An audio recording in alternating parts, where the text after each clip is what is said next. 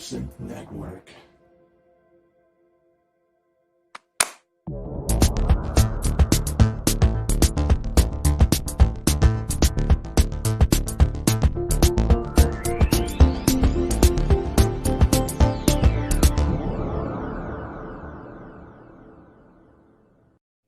And a very good evening to everyone. Welcome. My name's Rob Puricelli. This is the Pro Synth Network live show. This is episode 53. It's the first of the second year.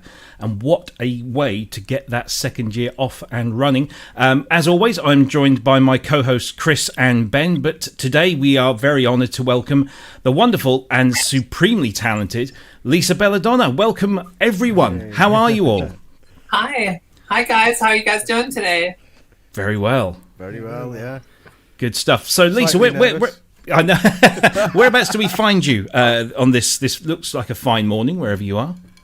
I am in my home studio in the Appalachian Mountains in eastern United States. Very nice. And it is a gorgeous day here, about 76 degrees. Cool. And sunny and warm. So it's a nice, beautiful day. Happy Excellent. Friday. Yay! Happy Friday, indeed, indeed. Cryss, how are you, sir? You're over on the other side of the United States. Is the weather good there as well? Yeah, it's pretty nice, and it's a lovely day. Just looking forward to hopefully trying to get back to making some music this weekend. Cool. Good stuff. How about you, Ben? You sent us a little video earlier of you jamming out to one of your band's tracks. Yeah, I was loving that before. And that's it. I have got no idea what the weather is like here at all. I don't know. Vicky said to me before, oh, we should have took the dog out for a walk. It's really nice. It's like, is it? I've not been out. I've not even looked out of a window. So, wow. Yeah. Well, I've been taking rubbish up to the tip today, or the recycling centre, whatever you call it, which is a fun exercise in these COVID times. Everything has to be booked into a slot, and you have to wear face masks, and you get in and out and get it all done. And so looking forward to putting my feet up later on with a glass of wine. Although unfortunately, television here is completely wiped out because, as most people know, the Duke of Edinburgh decided to drop off the mortal coil today. So literally, all of the you can imagine what it's like when a high-ranking member of the royal family dies. British TV just goes blanket everything. Everyone's wearing black, and it's all that kind of stuff. So I'm kind of glad of the relief of coming up here today and talking to you wonderful people. Now, I have to say, on a very personal level, just before we came on air, I jammed with Lisa Bella Donna. And that is, I need to tick that off a list. So I am just like, wow, that's really cool. And it's a shame that wasn't recorded. We'll have to do it again, maybe. I was going to join in, but I've got my pyjama bottoms on. And How you doing? Classy guy. So I didn't want to show myself up, It's like what they talk about mullets being, business up front and party in the back. Your business up top, party on the bottom. That's it. Yeah. Right, so let's get the formalities out of the way, and then we'll crack on with the show. So first of all, welcome to everybody that's watching us live and joining us in the chat room. There's loads of people in there saying hi. Dominic, we've got Dina Perlman's in there, Inky's there, Adamski, Wagyu, Sasquatch, Andrew Brooks, Torsten's around, Martin Taylor, Peter Churchyard, Native VS, Chris Blythe. Hello, Chris, how are you? And a whole bunch of other people. There's just so many names. Can't go through them all, but thank you once again for joining us. Your patronage is always brilliantly welcome. If you haven't already, please do join us on our Facebook page. All you've got to do is just go to Facebook and look for Pro Synth Network. We're there. We're also on Instagram and Twitter.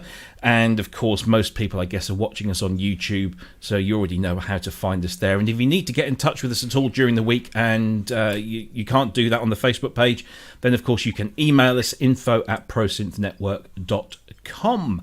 And also, if you are feeling flush or generous, we do have our donations page. It's Cutly/PSN/donate, or -donate, should I say.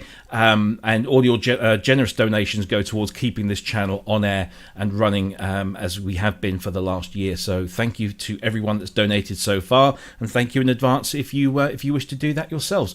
Much appreciated. What have we got coming up for you in the show? Well, of course, we've got our wonderful guest, and we're going to be spending a lot of time talking with her about her career and her latest release and her history and that wonderful collection of instruments that we see surrounding her there. But also, we've got a few news topics to discuss, and we'll crack on with one or two of those before we jump into our in-depth kind of conversations with Lisa. And I thought this one was a really good one to start off with. This is this wonderful new instrument. Let me just bring this up onto the screen for everyone. It's designed, it's an exclusive design as well. So there is only one of these anywhere at all in the world.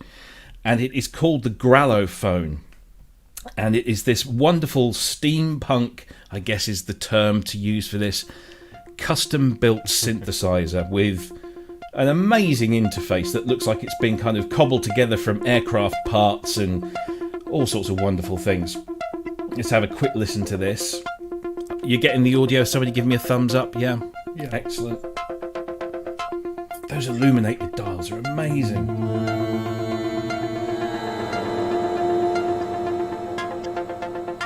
Let's just skip to a slightly more musical part.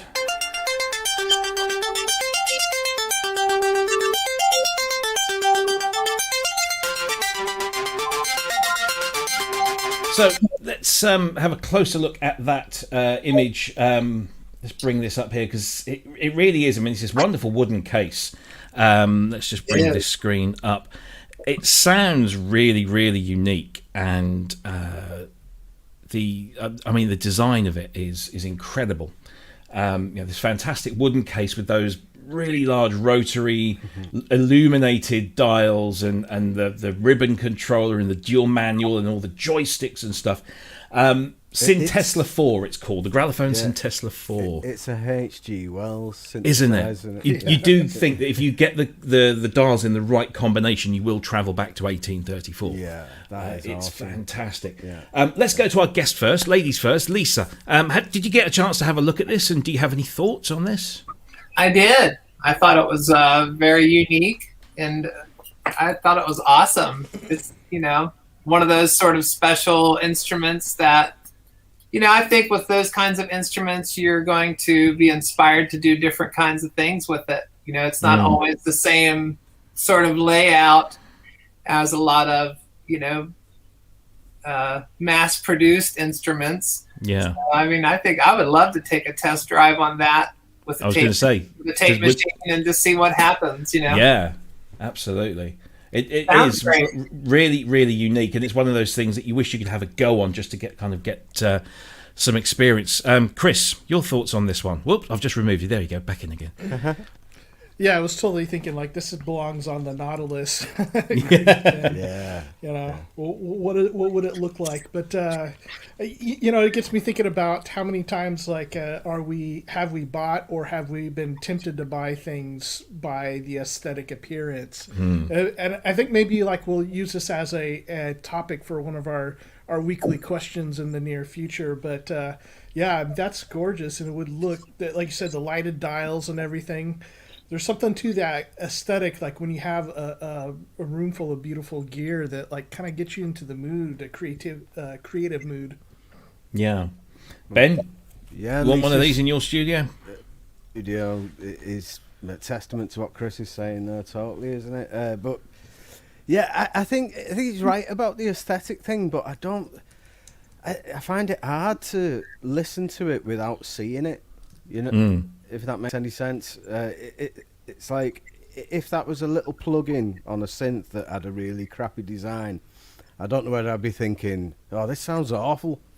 And then because I'm listening to it coming out of that, it's like, wow, that is amazing. But there was some like really nice harmonic stuff going on in there, and it's definitely got as much audio character as it has visually, you know. Yeah, I mean, it doesn't actually say what is contained inside this in terms of, you know, a synthesis engine, but the guy behind it, Pierre-Jean, and I hope I say this correctly, Tardiveau, has previously built similar kind of one-off machines, basing a lot of them off of Waldorf hardware. Right. So I wonder whether something like that is in here. It features a polyphonic synthesizer, a string machine, a monophonic synth, a ribbon synth, a synth diffuser, a multi-effects processor with 16 effects, and an embedded mixer, all built into this stunning wooden case with 2 keyboards, ribbon controller, fantastic knobs and dials and switches, and eye-catching level indicators, and much, much more. It's a one-off. It is owned by the guy who put this video up, and it's you can't buy this, but just thought it would be a fantastic thing to share. It's a rather unique thing. I'd really like to see one done with the aesthetic of Kit from Knight Rider. If they could do that with the shiny black with a little red light going, that would be very, very cool. So yeah, there you go. That's the SynTesla IV Grallophone. And there is a video on YouTube. If you go to Graal Olivier's page on YouTube, you can see that up and running, and hopefully he'll provide us with even more demonstrations of that wonderful, wonderful thing. Let's move on to a little piece of software that's just been released, and we are, as we make no bones about this, we are big fans of Spitfire Audio, and in particular their free Labs instruments. As he tries to find the link, there we go, links Percussion. So this is Labs Percussion, which again is completely free of charge, and let's have a little listen to the demo.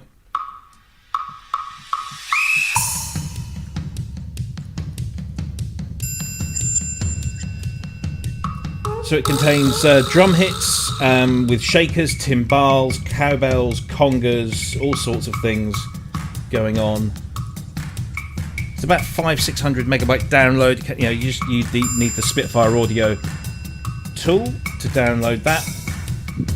It's supported across all platforms: VST 2, 3, and AU and AAX. I love Labs. We all love Labs. Cryss, was this instant add to your collection? No, I haven't gotten around to it yet. Not sure if I'll check it out or not, but I love the Lab stuff, so we'll see. Yeah. Now, Lisa, I don't know if I'm going to be a heretic here, and do you use samples? I mean, you're surrounded by all this fantastic analog gear, but do you do stuff in the box with stuff like this? Absolutely. Yeah. That's when it sounds that good, and there's a realism to those samples. Oh, absolutely. I use a lot of VSTs and samples, just not necessarily on my records, but on many sessions. And, I like knowing and having available many different possibilities in case something strikes. And also just even experimenting with certain VSTs and samples, they inspire other work. Yeah, absolutely. Ben, is this going to feature in anything of yours anytime soon? Well, usual. There's been a trauma, hasn't there? I wanted to download this because I've been working on stuff that needed some orchestral gubbins going on. Gubbins. But when I got to Labs, it was all messed up again, and there was bits missing everywhere, and none of it had worked. So I started the laborious process of repairing it all and reinstalling it. Yeah. And I never got up to the point of downloading this new one.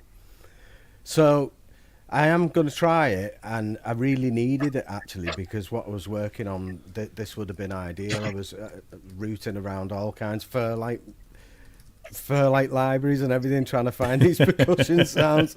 I don't know what I thought I was going to do with the Fairlight version of them, but Yeah, this would have been ideal. Yeah, Yeah. it would have been perfect for what I've been working on.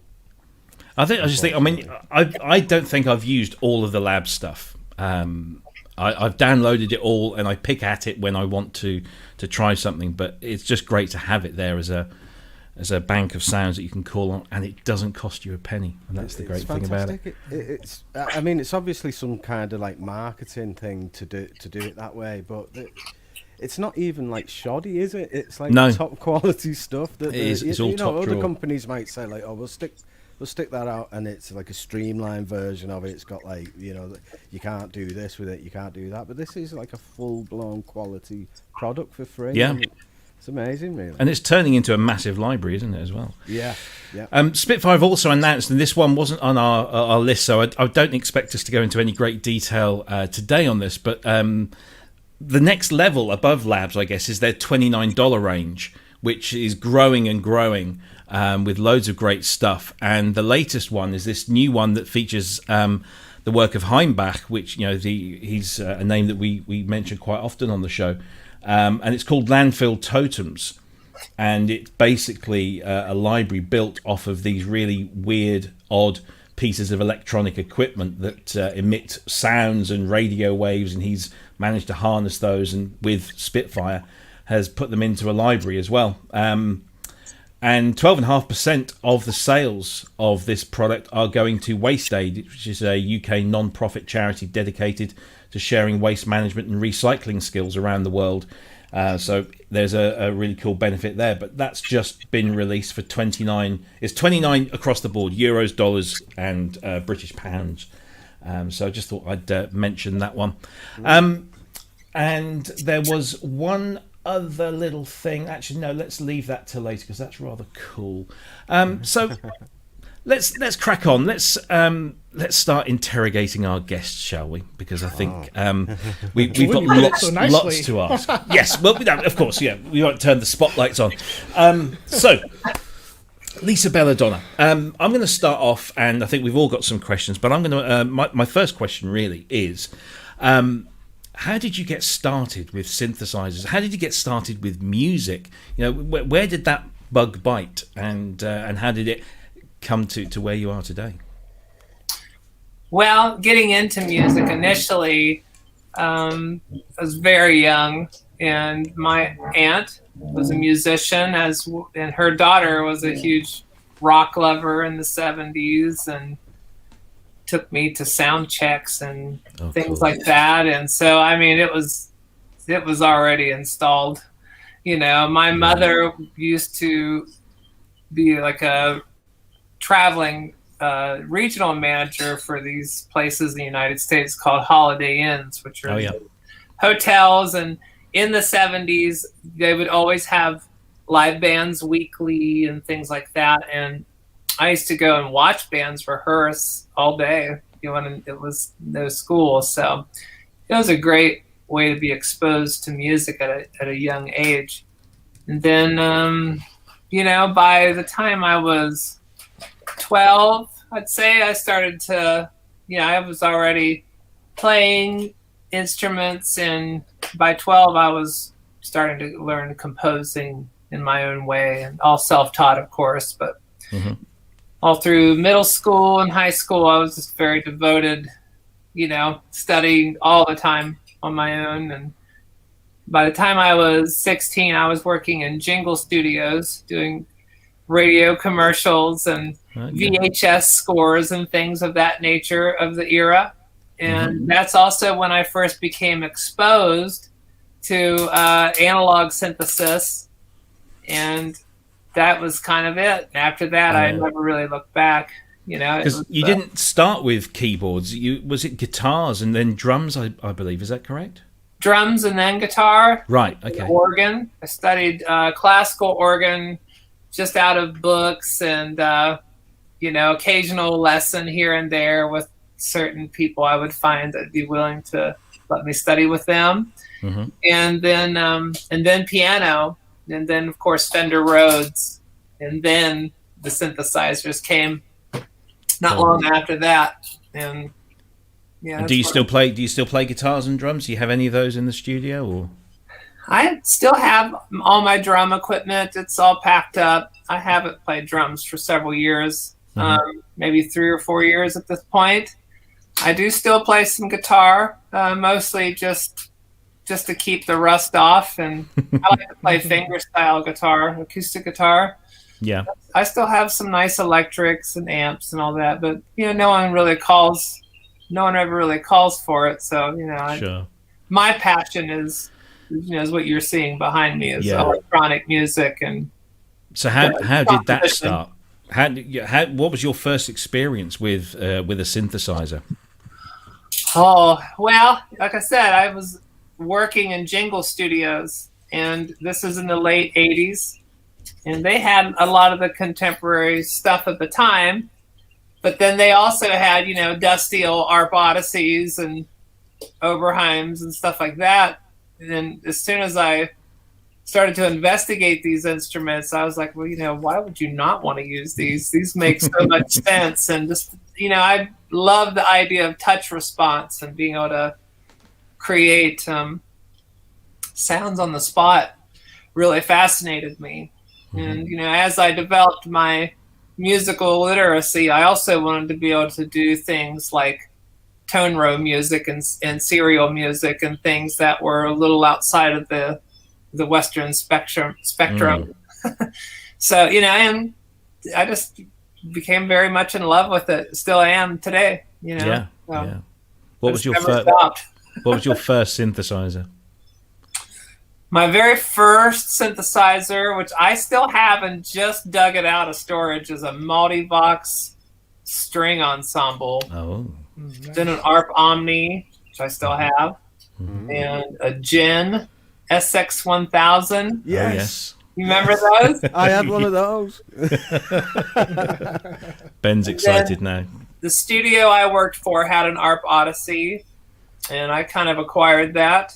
And then a Moog Prodigy, which I still have. And there's other stuff. It's kind of phasey. And then, the 2600 that you see behind me is the one, the first one I bought in 1992. So, and after that, I got another 2600, a sequencer, and then by that time, I'd had most of the ARPs that had, not most, but I had a lot of ARPs and some Moogs and Prophet and Hammond organ, and quite the collection. That was back then, and I just eventually started becoming more of a live session musician as a keyboardist and a drummer, and it gave me more time to really devote myself to composing and learning synthesis. Sure. Guys, have you got any questions you'd like to throw? Somebody's Dina's just mentioned in the chat room to ask Lisa to tell her the 2600 story. Sure. So I met this gentleman from a magazine ad. His name was Dave Thompson, and he had a column, or not a column, but he had like a classified in the back of Keyboard magazine in the 80s and 90s called Synth Locator. And he would always have, ARP 2600, 2500, EML, Moog Modular, wanted and for sale. So right about this time, the studio guys that I worked with were huge jazz fusion fans. And they basically gave me homework to listen to, because my background was more classical and rock and things like that. I really hadn't explored too much jazz then. And when I heard Weather Report's Heavy Weather for the first time in the headphones, it just blew my mind. Just the whole sound design and touch and tone and the whole taste that Joe Zawinul, would bring to the whole spectrum. And, I noticed on the album jacket, ARP 2600. And I thought, well, I have ARPs, why don't mine sound quite like that, And I was very familiar with Switched on Bach, and that was that and Sonic Seasonings by Wendy Carlos were huge inspirations to me, and Tamita and stuff like that. But when I heard that album, it just gave me this feeling of like the freedom of possibility.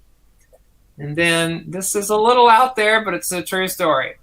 Right around the same time, I had a really unfortunate experience that was basically a near-death experience.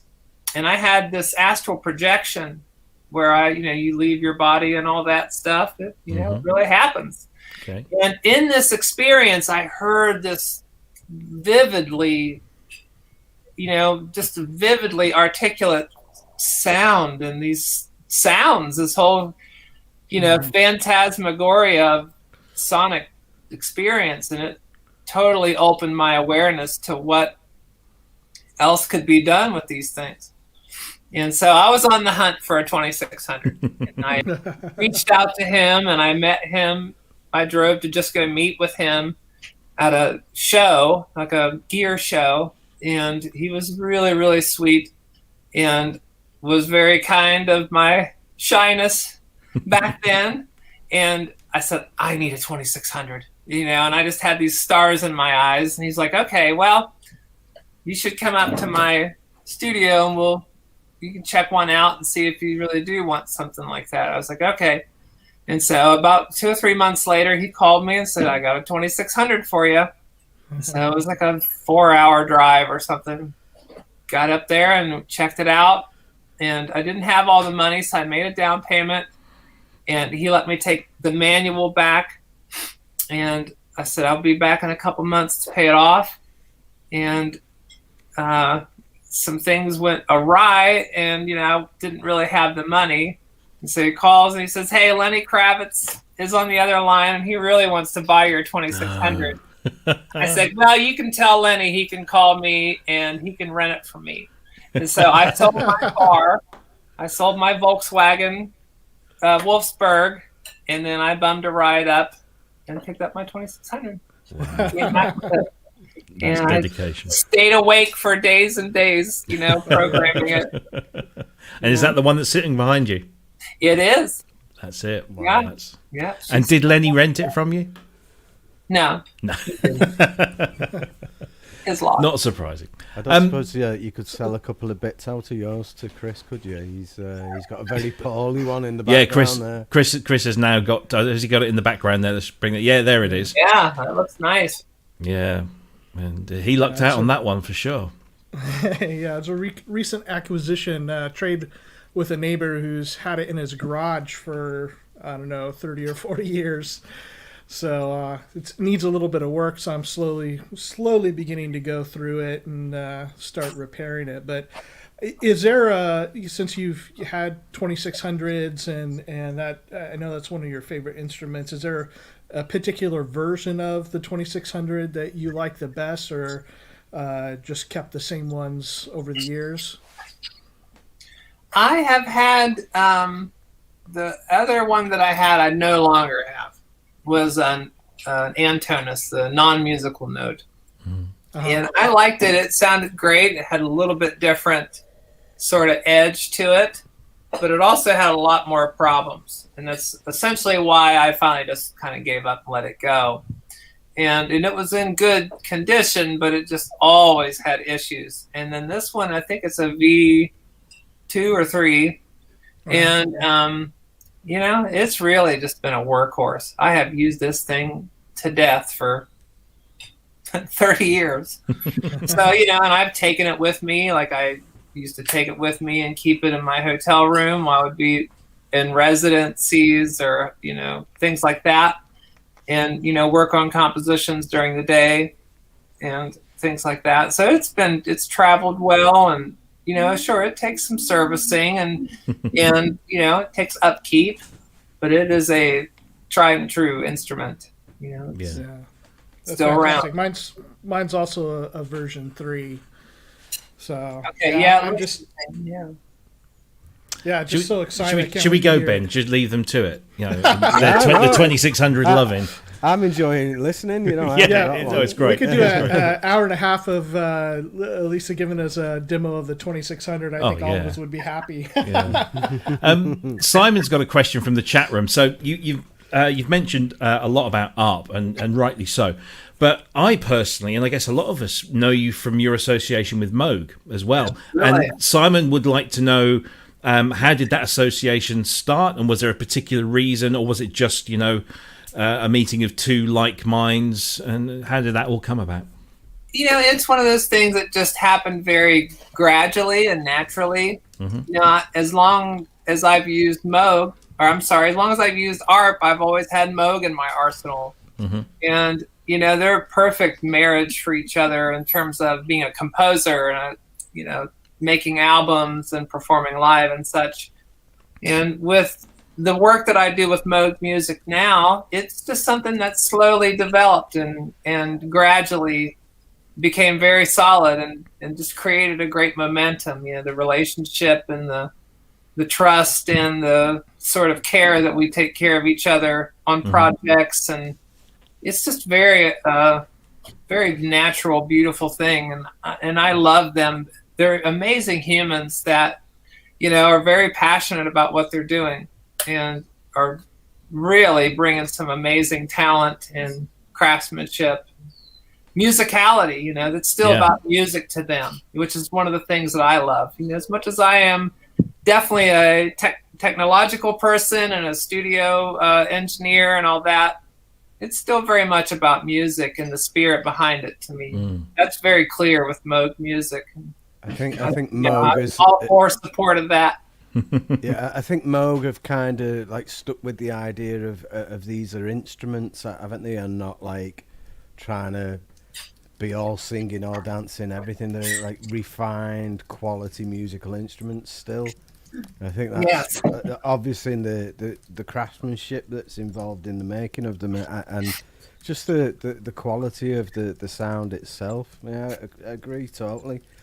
I think some manufacturers, they're not really even instruments anymore, are they? They're not what you would think of as a stunning instrument. It is a Swiss Army knife that's intended to do a lot of things, and it ends up being a bit bland, really. Yeah, I was talking with someone the other day, and they have a big collection of instruments, and it was very much that each one had a unique thing that they did. Might just be one little thing, but that was the reason they would keep it. And they really did not like these all singing, all dancing, trying to be everything to everyone kind of machines. And so, absolutely. I think when you look at all the things that we have behind us, I think we can probably all agree with that one, that we keep things maybe if it's just one little magic thing. Oh yeah. So yeah, absolutely. I've got one quick question. I'm going to hand it over to Cryss, or was it Ben? I can't remember which order we were going to do this in, but you guys can. I'm very much a digital guy. I love digital synths, and I have yet to see one, and I've been looking closely behind you there. You spoke about using a computer and plugins and stuff, but what about digital hardware? Is that something that tickles your fancy? It used to. I mean, it's just that it's not really part of what I want to do. Sure. Now, with that being said, as a live performer playing a variety of musics, it would be not uncommon to see me with a DX7 or a D50 or a Korg T3, which I think is a great instrument. I do have some of the old Roland stuff in my rack, Oberheim Matrix 1000s, Korg Prophecy is a cool instrument, the Yamaha VL1. I love you can't get them in the States, but I do love the, I think they're called Stage A digital organs. Oh, yes, yeah. And they are just something very unique about them in terms of how you can pull up sounds and perform with it live, and it's all still very much a digital synthesizer. Yeah. But yeah, I'm not allergic to digital instruments. It's just that my work is just not as involved with that. Yeah. If I was doing a film score or producing an album that called for that sort of thing, and I've done that, then absolutely the digital stuff comes out of storage and gets set up, and it's always fun. I love a B50. Crank up a B50. It's always great. Yeah, agreed. Cryss, Ben, who wants to go next? I was just wondering. I'm not actually going down my official questioning route yet. It's just just something that sprung up there. It's you said that you use software synths, like maybe not in your actual releases and that, but you do dabble. Yeah. What are your favourites, and which would you recommend? Let's see here. I really like VC Synth a lot, and I love pretty much all of the stuff that Cherry Audio is making. Right. I think that they make really nice stuff, and it's very interactive, and it sounds good. And I love Spectronics, and I love what they do. And again, for me, it's like if I am going to reach for digital based or sample based or FM based, that's one that I really love to reach for. Some of the M Audio stuff is okay, and I've enjoyed some of that. I haven't used any of it for a while, so I might need to take a return. Yeah. But it winds up in certain things. It's all about finding the right color for each piece of music, and that needs to come from a soft synth. I don't have any sort of rules. So I think Cryss has got some questions about. He wants to kind of ask you about your gear in particular. So go ahead, Cryss. Yeah, let me hit a couple chat questions first, because there's some great stuff. So something that I was wondering also, Martin Taylor has asked, did Lisa ever get those Astral sounds down on an album? Like, how has that experience affected the music that you made after that? The answer is yes, and it happened very quickly after that time.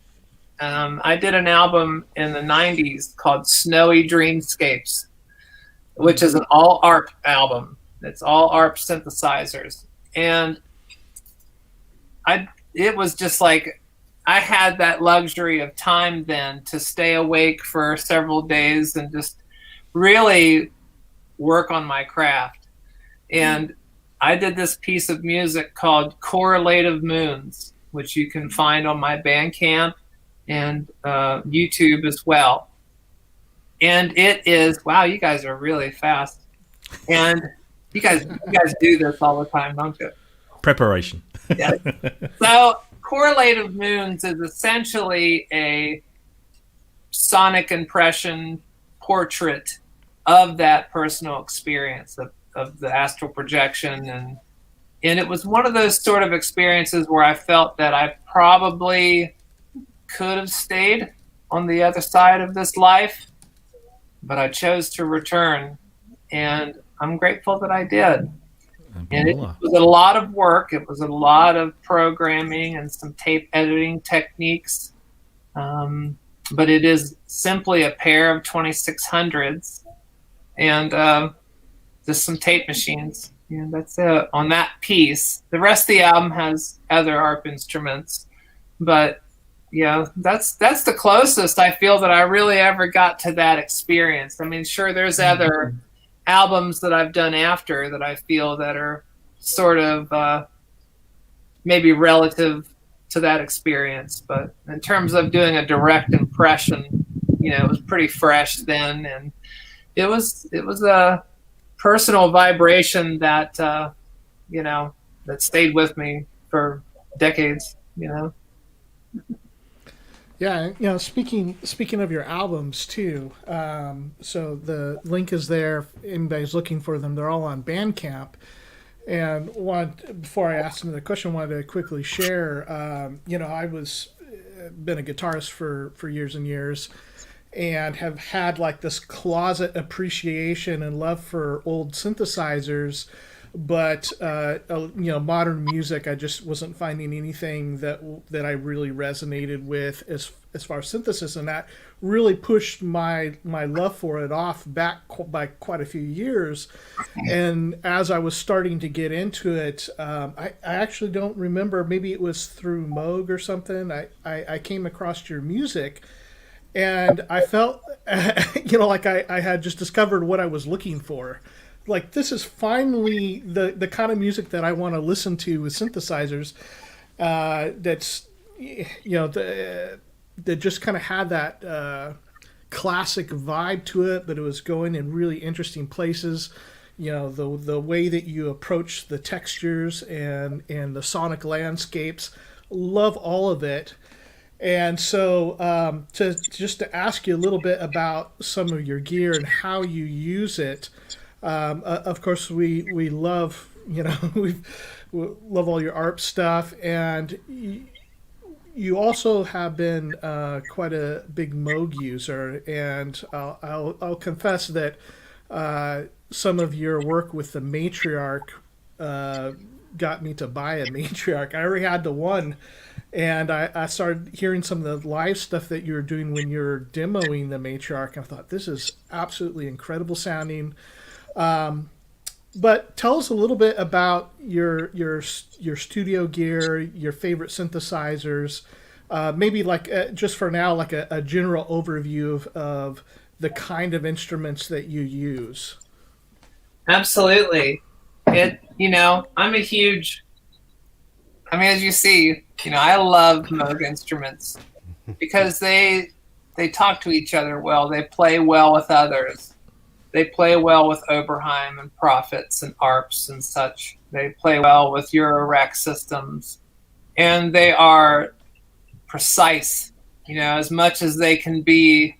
And sometimes that precision needs to be things being really loose and moving air. And that, to me, is really where it's at, is I really want to move a listener if I can, and create a home for the listener within that moment that I have them to be a part of what's going on with my music. And the instruments change all the time, in terms of what my favorite is, because there's many different, each instrument has its own little nomenclature or its little spirit that brings something different to the table in the way that you perform on it.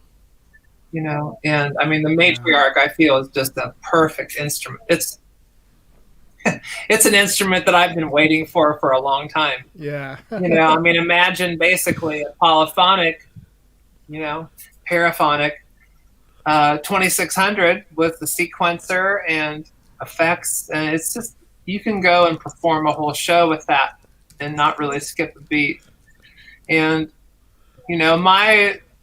probably my personal favorite instrument is my my Moog mothership, as it's known. I'll try to see if I can do this accurately. Sorry to make anybody sick. But this is Wow. Yeah. So that's 1, 2, 3. How many is that? 9 Mother 32s, and then there's 8 Mother 32s. Okay. 2 subharmonicons, and then 2 DFAMs. Wow. And So that's like the super duper duper duper version of what they've just released, isn't it? That's super duper. I've been building this instrument for quite some time. Wow. And I wanted to do something with this that maybe would inspire people to consider how just amazing they are. Yeah. The discrete sound, to have discrete polyphonic 8 voices, tons of sequencing possibilities. They play well with others. They're on top. And it's hooked up to the Polymoog, doing various things. And then, again, I'm not a camera person. Back behind, underneath the 2600, is the rest of it that I have not finished because I just haven't had time. But I'm getting there. And it has another row of mothers on top. And then the second row down that's unfinished has a poly, which is a MIDI to CV converter that also can be computer interfaced. So I can do contrapuntal classical style sequencing with Sibelius or Logic. And then there's Doepfer sequencers. There's a Gemini filter by AJH. There's a Steiner Parker filter that's going to go in. Some utilities, some mixers, more filters. And then the master clock matrix for everything is the pair of ARP sequencers that's at the very bottom there. You might be able to see. Mm-hmm. And that is going to be the whole system when it's done. And it's pretty portable considering on what it is. Sorry. So it is something that I have intentions of performing with, you know, at least regionally rather. Oh my God. And so, yeah, I have intentions of performing with it and doing master classes with it because it's, you know, a big part of my flow. So that's really like, you know, that's a really personal system for me. And I'm very grateful and proud to have really kind of stayed the course with it. And it's been a great investment of time and work and money and everything else. You know, now granted, sonically, what's sitting behind me, the Moog 1 and the Moog modular is, you know, it just can't be denied. You know, sonically, it's just so rich and there's so many possibilities.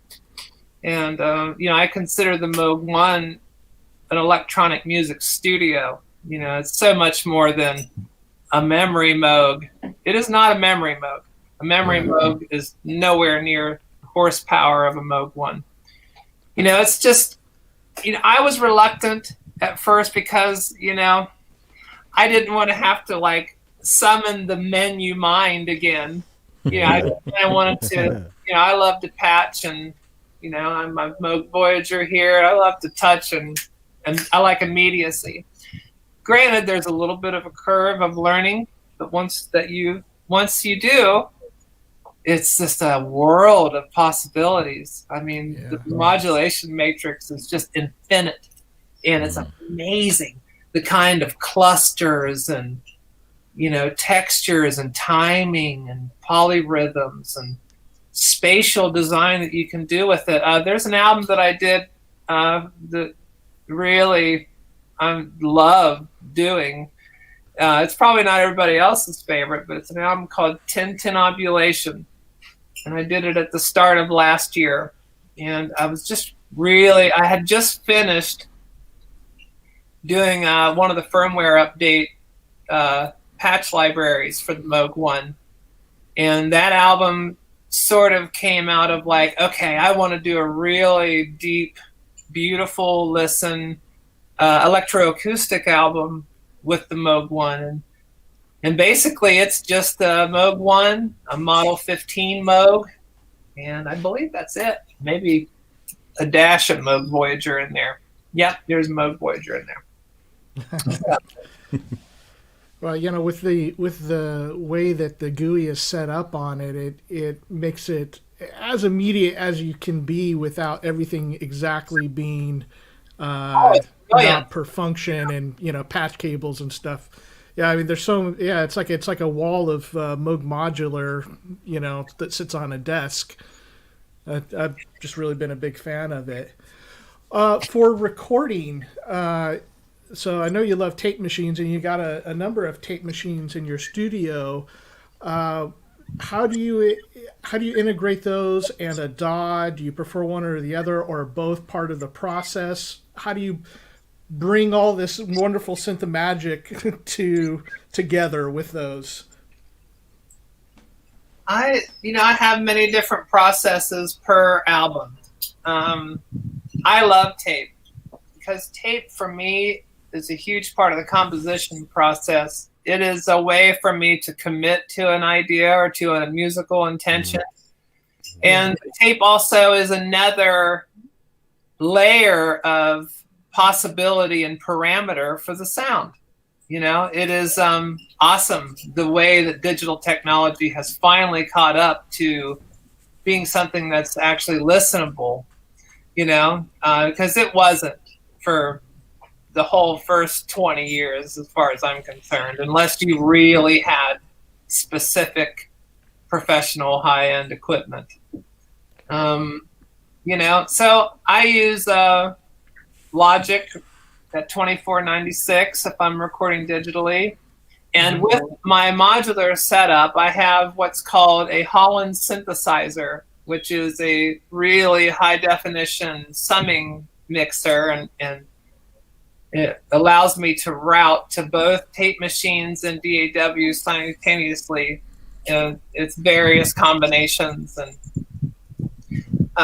And so oftentimes, depending on the music, I will track to an MSR 16 track, half-inch tape, and DAW. Soon I'm getting ready to switch over. I just finally was able to acquire an Apollo 16, and I'm so excited about that. And I'm very, I'm going to go into Luna and see if I can get to know it, and hopefully, you know, develop some cool ideas with Luna and its software and plugins.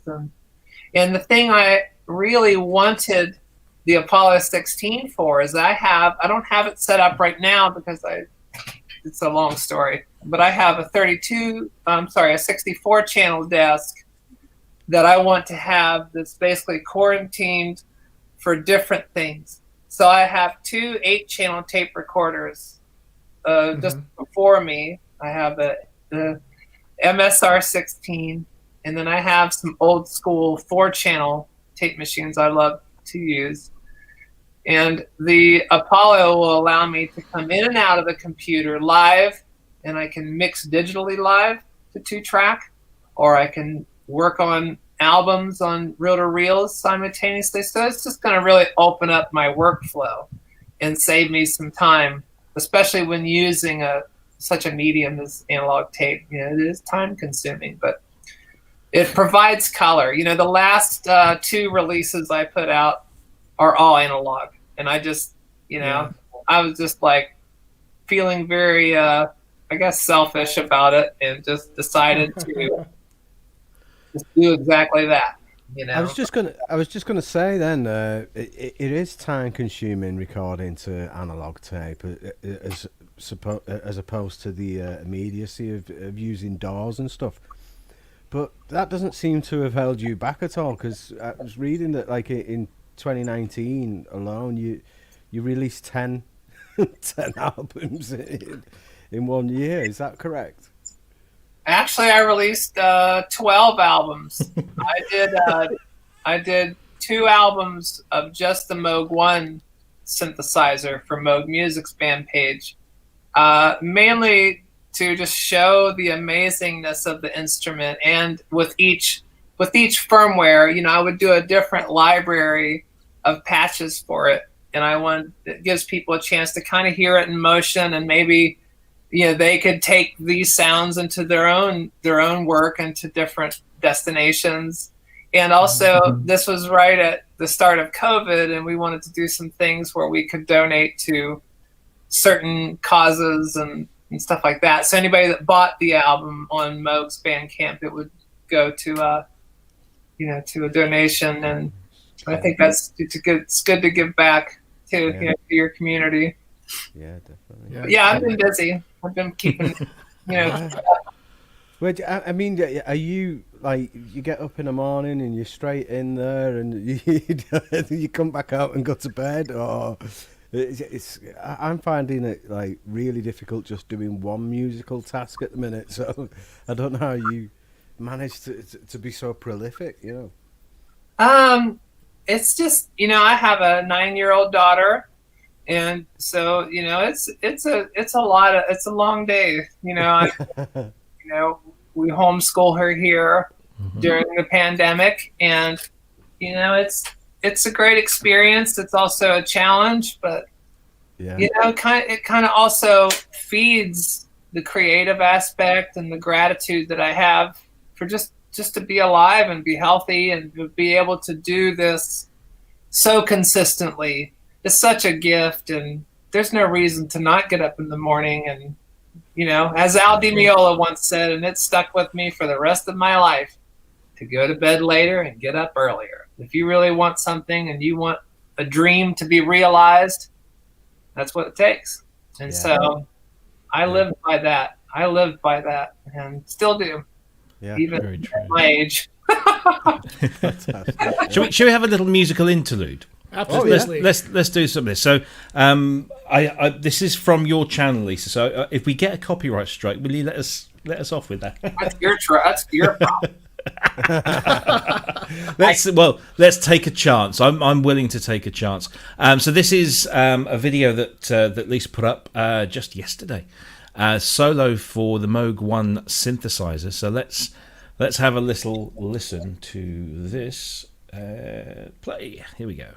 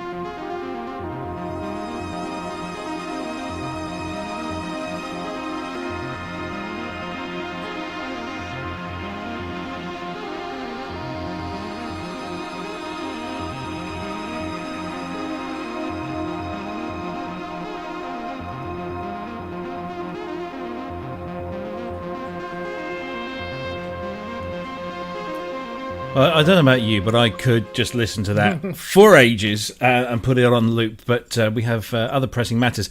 Lisa, tell us a little bit about how you put that. I mean, that literally is just the Moog 1 on its own. What kind of features are you using from that instrument to get that? Because you've clearly got some arpeggiated bass going on there. You've got some chords. You've got a little lead line going on, and it's all coming from the Moog 1, yeah? Yeah. Yeah, that was just a quick, I had to do a Moog 1 sort of piece for another program similar to this. Gear Jam. Oh my God. Anyway, it was a really great program, and it was focused on the Moog 1, and I just sat down and just put it together quickly. But what I did to make that whole piece envelope was create two patches that are very similar to each other, but have some different sequences, so I could have a conclusion sequence. And then I've been really loving using these Universal Audio pedals. They Oh, yes. sound amazing. They are really exceptional sounding, very high definition sounding effects pedals. And there's delays and choruses and phasing and flanging and tape delays, spring reverbs. It's pretty remarkable how well they sound and how well they work with synthesizers, which is another very key reason I'm enjoying and using them. So I had that working with the whole piece. And the magic of the Moog one is the mixing. It's really, the first whole theme is 3 synth engines. The first engine is the main sequence. And puppy in here. And there's the middle voice is a polyphonic synthesizer. And then there's a sort of mini Moog solo voice that I also have. I have a sequence program for that I bring in at the end. Mm-hmm. And then I have that voice set for, I believe it's a 9th chord. So the 3 oscillators are at 3 different intervals. So when I start bringing in the sequence for that part, I start bringing in the other polyphonics voices. And then, really make that part of how it pads out into the effects. Mm-hmm. And then as I'm alluring you with all the wash of the ending of the first theme, then I switch patches, which has the same polyphonic strings, if you will, classic strings. And then it has a really nice progression sequence. It's half time than the original sequence. Mm-hmm. Yeah. One of the questions in the chat room was from Heather Ann. Let me just bring this up on the screen. What are your absolute must-have pedals? Oh my! It's I would say for me, definitely these universal audio pedals. I feel everything hologram electronics makes brilliant and musically inspiring. I love New Neighbors Inspire Tri-Chorus. It's one of the best tri-choruses that I've had since the Dino My Roads tri-chorus. I'm a huge fan of Earthquaker Devices, Avalanche Runs, and I have a rack of 2 of them here in my rack that I use on most of my records. They sound phenomenal, and they are so much possibility. Earthquaker Devices, Westwood, Translucent Overdrive, I recommend in a stereo pair. They have a great color and very musical tone that can really open up a synthesizer. Going back, love the vintage Small Stone Phaser, Mutron Biphase, of course, Roland Tape Echoes. And, it goes on and on. Schultz, I love Schultz stereo chorus. And it's a very unique chorusing. It's the Tom Schultz with the little rack mount, black and blue. That's correct. I've held on to those for, I guess that's more rack mount gear, but, it's all the same, isn't it? It's all signal processing. Yeah. Those are some of my favorites. Don't think I missed anything, but that's probably my go-tos. I love all of those pedals for different reasons and different musical applications. Well, look, while we're on the topic of pedals, so to credit of a lot of our friends in the chat, they have mentioned in previous weeks that they knew you were a guitar player, but I'm saddened to find that a lot of people don't know that you play guitar and you play really well. You said that was kind of like your second instrument, I believe, right? That's after correct. Drums? Yeah. Yes. So we've had a number of questions about the guitar stuff, and so Earthquaker Devices and how, what do you use? Perhaps let's just start first with tell us a little about I know you said you're probably your primary love is electronic music with synthesizers, but when it comes to sitting down with the guitar, what are your favorite guitars and amplifiers and pedals, and how do you use them? Oh, let's see. I would say, I love playing fingerstyle acoustic guitar, and I love Danny Kopp custom-made guitars. He's a luthier in the United States that's just exceptional, both acoustically and electronically. His electronics that he installs in these systems are very, very musical sounding. Electric guitar, which I'm sure everybody's after, it's really all over the map. I've played so many different musics as a guitarist, and I love a Gibson Riviera semi-hollow body 335 for things like rhythm. I love Hagstrom 12-string guitars. Oh, yeah. I'm a huge fan of things like the Byrds and Joni Mitchell and Tom Petty. But then I'm also really into, jazz fusion and Alan Holdsworth, Al Di Meola, Emily Remler. There's a bunch of people I love. Mick Ralphs from Bad Company, and Paul Kossoff from Free, and the guitarist from Merciful Fate, Michael Denner and Hank Sherman are two of my favorite guitarists. Randy Rhoads, all that. Yeah. Now you're talking my language. I know you're a big Black Sabbath fan also, right? That's it. Black Sabbath for life. But I have a Ibanez MG510 from the early 80s. That's like a HM Strat. That's a very balanced instrument, and it's one of my favorite guitars. I have a Carbon Custom Shop still that has a ebony rosewood fingerboard, neck through body, and Doug Aldrich pickups, and that goes into a Marshall 70s Marshall JCM 800, Fender Super Reverb, or Roland Jazz Chorus, or into the Schultz products for clean and delay, and it's all over the place. I don't have a lot of rules about application of instruments. It just depends on what the music is. I used to be in a rock band called and I do all but the first album. I do all of the rhythm tracks on those albums, guitar rhythms, and some of the leads. But on those albums, I used to use a Gibson Riviera straight into a Sun Model T, actually straight into two Sun Model Ts, and then just mic'd, and then you just bash the shit out of the chords, and that's what makes it sound like that. Or I love Bad Cat amps, and I've toured with those. And those are unmistakable sounding guitar amps. Supro amps sound great.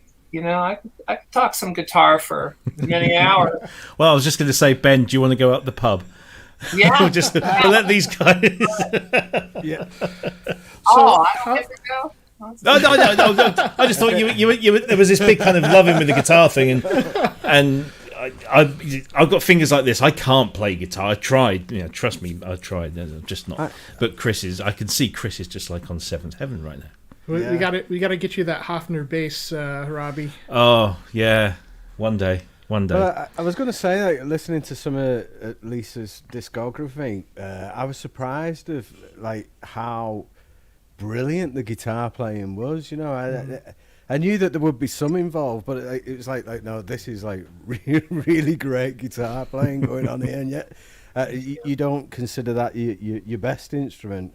We all know what fantastic chops you have on the synths as well. Just wondering about your musical career. You've hinted at some of the variety that's been in it. Where did you start off? What was your first band? Was you gigging locally, and then how did it progress? Well, my first, oh no, there it goes. I keep thinking that's me passing out. Yeah. Pretty cool camera work. Huh? I was going to say, yeah, professional camera guy there. My first band was a band called Sleeping Death, and this is in the 80s, and we on and off, and finally got to make an album in the early 90s.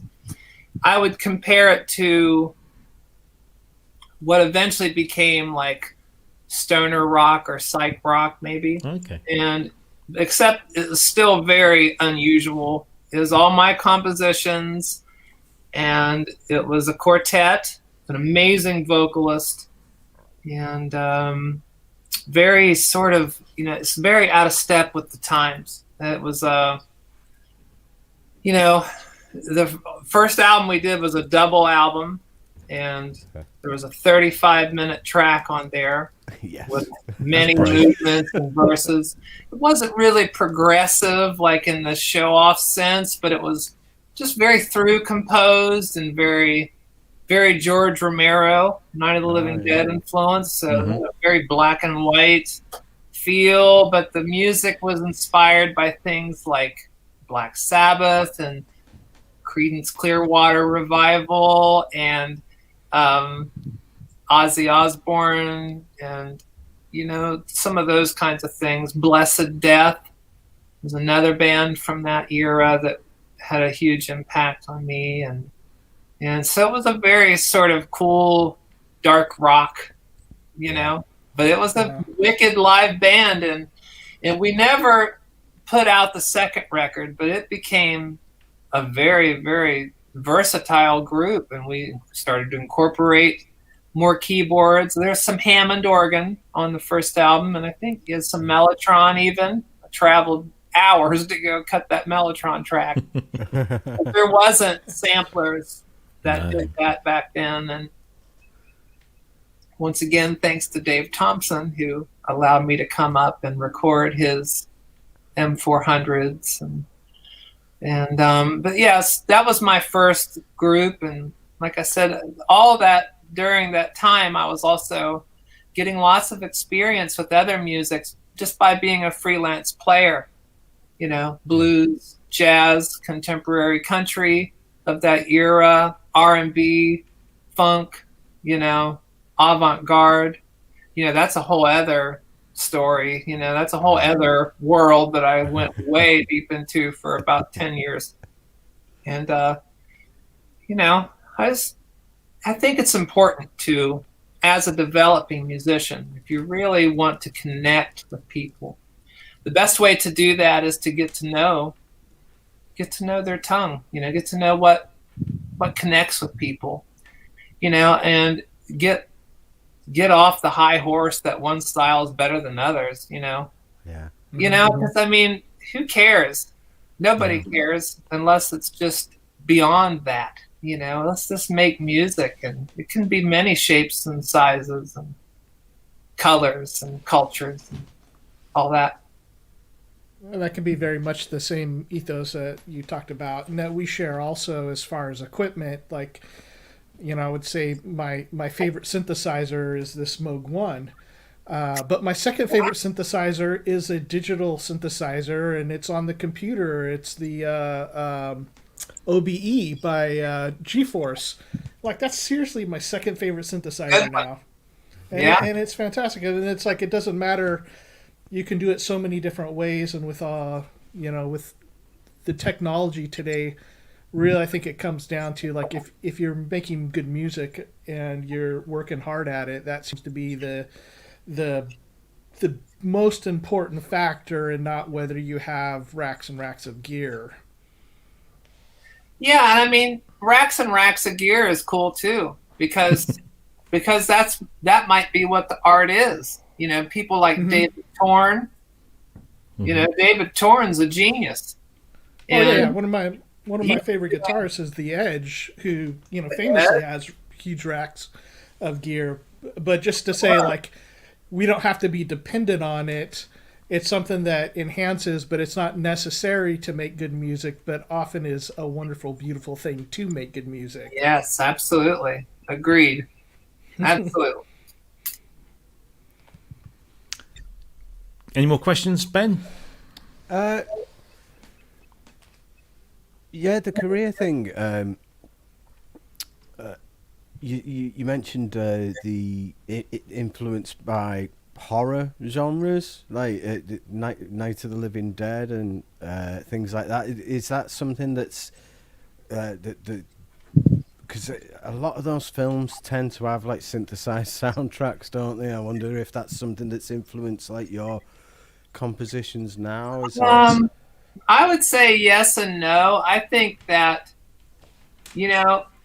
Night of the Living Dead to me is the music is an amazing piece of contemporary orchestra, and it's still my favorite LP. Is that collection of composers that make that music, Ib Glindemann and Spencer Moore and George Hormel. And I mean, there's some effects. There's some, there's some tape effects and echoplex and things which give it a haunting sound. But, it's less about the style, once again, and more just about the sort of just that immersion.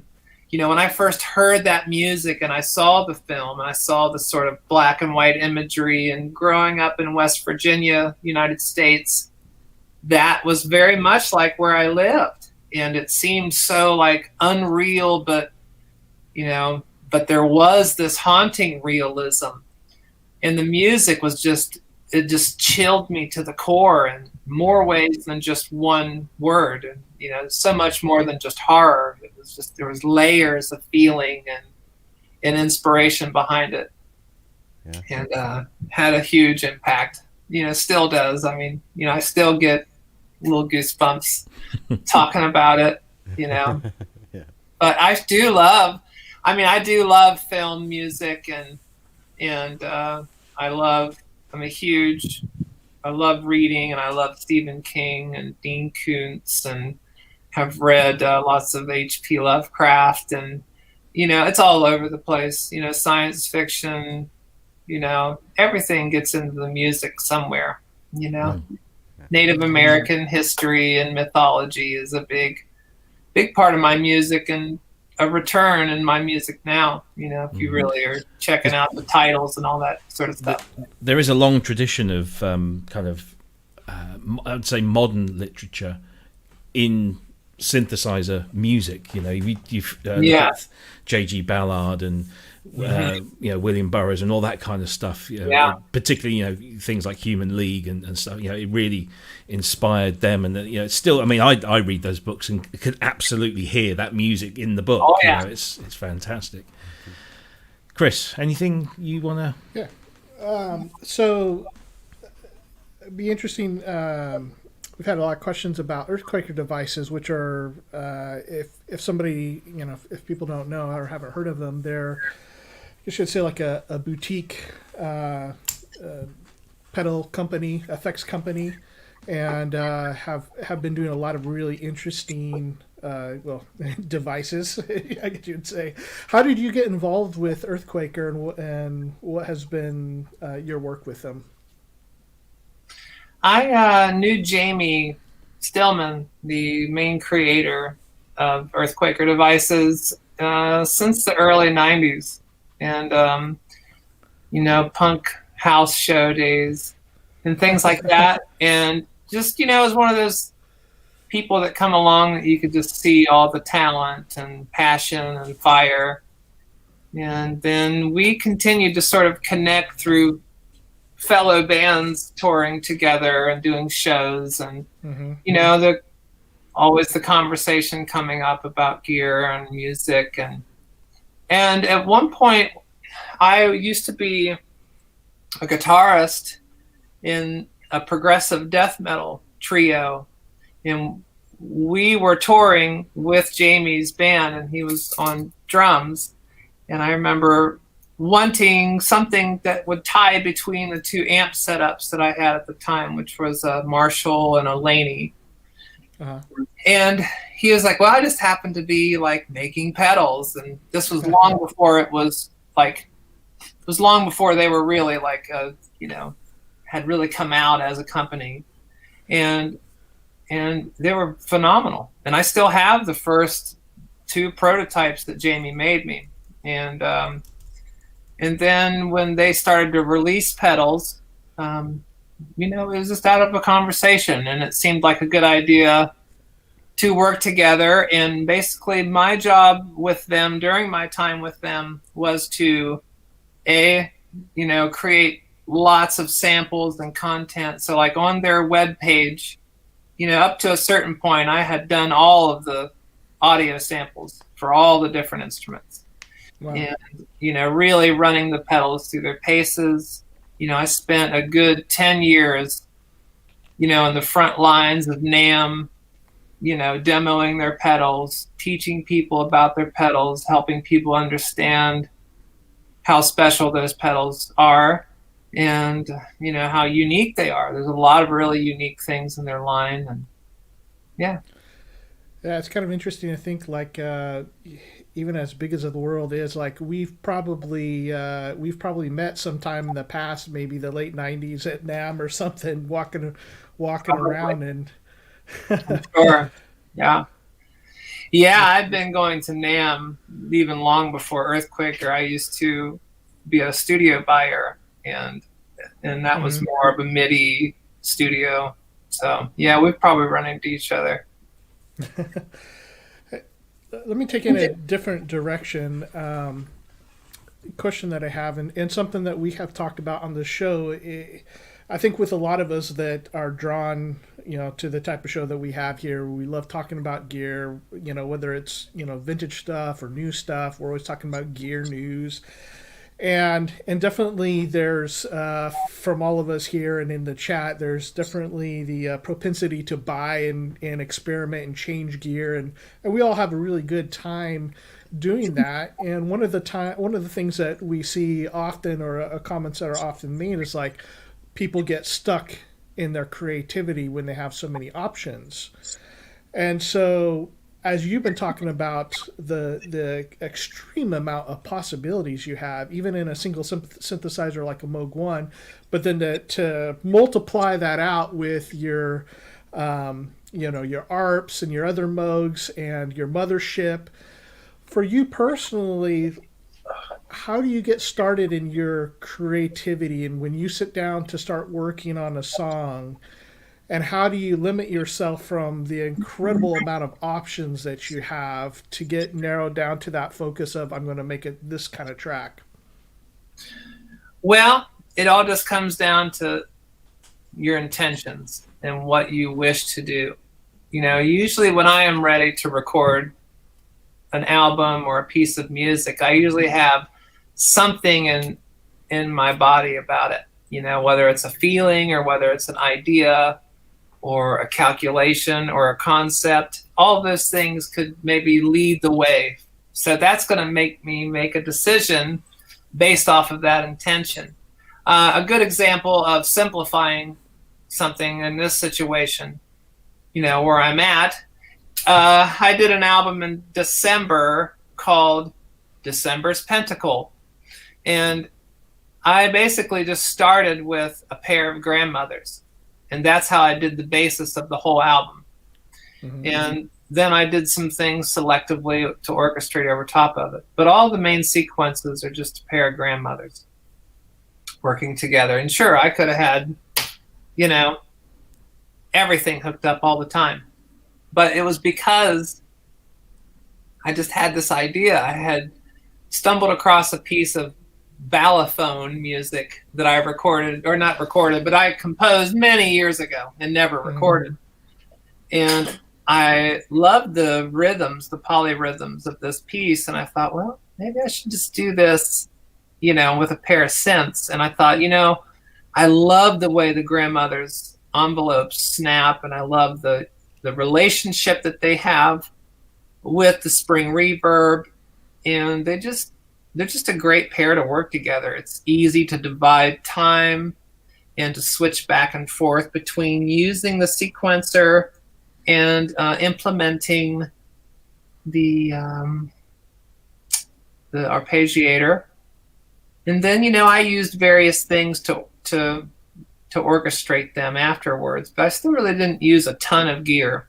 Sometimes I do like to set up a simple setup. I think Circulus was another album that I did it on the outside deck in one day and just set up a select, you know, amount of gear, Mellotron, a little mini Moog setup, you know, like the mini, like the little ecosystem with the mother and the DFAM, and I think a pair of grandmothers. And the had not come out yet, so, and yeah. Are there certain combinations that you favor more than others? Again, it just depends, but I mean, I do love to use the Matriarch with my mothership often. You know, it seems to just work really well, and I love using the mixer section in the Matriarch. Is just, it's just so beautiful and musical and frothy and so many possibilities. So I love using the Matriarch even just as a mixing center of, you know, other instruments. I love using the 2600s with the Moog stuff. It makes perfect sense. I love using the Moog One with the modular system, or I love using my 5U system with my mini Moog Voyager. You know, it just depends. I didn't mention one of my favorite instruments is the ARP String Ensemble and ARP Omni. And the string ensemble is on most of my records. And sometimes I try to deliberately use it too much. Because it just has this spirit. It has this, I call it the sky machine, because it just, as soon as you bring it in, it just immediately separates the color of whatever you've built up in your foundation of the piece. And it just has this life and this sort of, you know, very natural modulation all across the keyboard, you know, depending on how you bring it in. And the Omni is also unique, and the Omni works well. I use the ARP Omni a lot on both Change in Times and Pilgrimage albums, which are back-to-back in my discography. And those get used a lot because I can come out of the gates or assignable outs of the mothership Moog synthesizer and control the ARP Omni's filter and resonance, and so I can grab chords and they'll work with the Moog modular, and it just becomes its own instrument, you know. So it could go on and on. I was interested in. Sorry, just wanted to ask this before I forgot. But you know, when you're working with tapes and that, is there like a lot of planning that's got to go into? Say that you've got a piece that you want to record. I'd imagine that, like, to get all these elements to work together, there's like meticulous planning got to go in beforehand, or is it something that evolves and it's like a live recording? How do you go about that? What's the process? Do you have it all mapped out beforehand, or let it happen naturally? Well, with tape, you have to be in control of the situation, and you have to pay attention to what you're doing, or the recording is going to sound inferior in post. Yeah. And you also want to know the range of each of your tape recorders. Headroom versus saturation versus color. Yeah. You know, it's kind of like, you know, I attribute it to the same sort of techniques that maybe a cinematographer might use to set up a shot. Yeah. You know, I'm not a photographer, but I'm inspired very much by cinematographers in the way that they set up distance versus desire of a concept. So yeah, with tape, it depends on the music. So here's a couple of different contrasts. Like I have an album called Destinations, which is a complex, full, just, you know, it's a good kitchen sink album. And it's all done to tape. It's done to 16 tracks. I use DBX. I'm very conservative, which how I hit the tape with a lot of the instruments. And it's a fat, clean, clear recording. Moving forward in a totally different approach is the last 2 albums that I put out. One is called Electronic Studies, and the one after that's called Nyctophilia. Yeah. And these are records that, musically probably are less desirable by most people because they're more atonal avant-garde music, but they were completely mixed with the Moog mixer going straight to 4-channel reel-to-reel tape. Oh, right, yeah. And except I think one piece, I did a split where I did, one section, like a closing section. And yes, Nyctophilia has some tape editing and things like that, but Hemotodipsia is a sonata for 20 tones, and that's a live recording to tape. And Critical Mass is maybe 1 or 2 overdubs. There's not much to it. It's just a kind of a payoff riff. If people have made it through the rest of that album, bless your heart. Thanks. But those are done in one session typically, and live to tape, mixed post. That first track. I can't even pronounce it. I'm sorry. It's got a really, really aggressive sounding sequence in that. It was so angry sounding that part. Like it really be great in a soundtrack to a sci-fi kind of. Why are your eyes all red? Okay, change your shirt. Okay. Let's just. Oh. Yes. There we go. Thank you. There, I'm back. That's okay. Here you call. Cryss, anything else? Yeah, so one of the things that I've noticed a lot, as far as to kind of continue on with what we were talking about before, and you said to start, you have a destination in mind, and so that kind of hones in the creative process.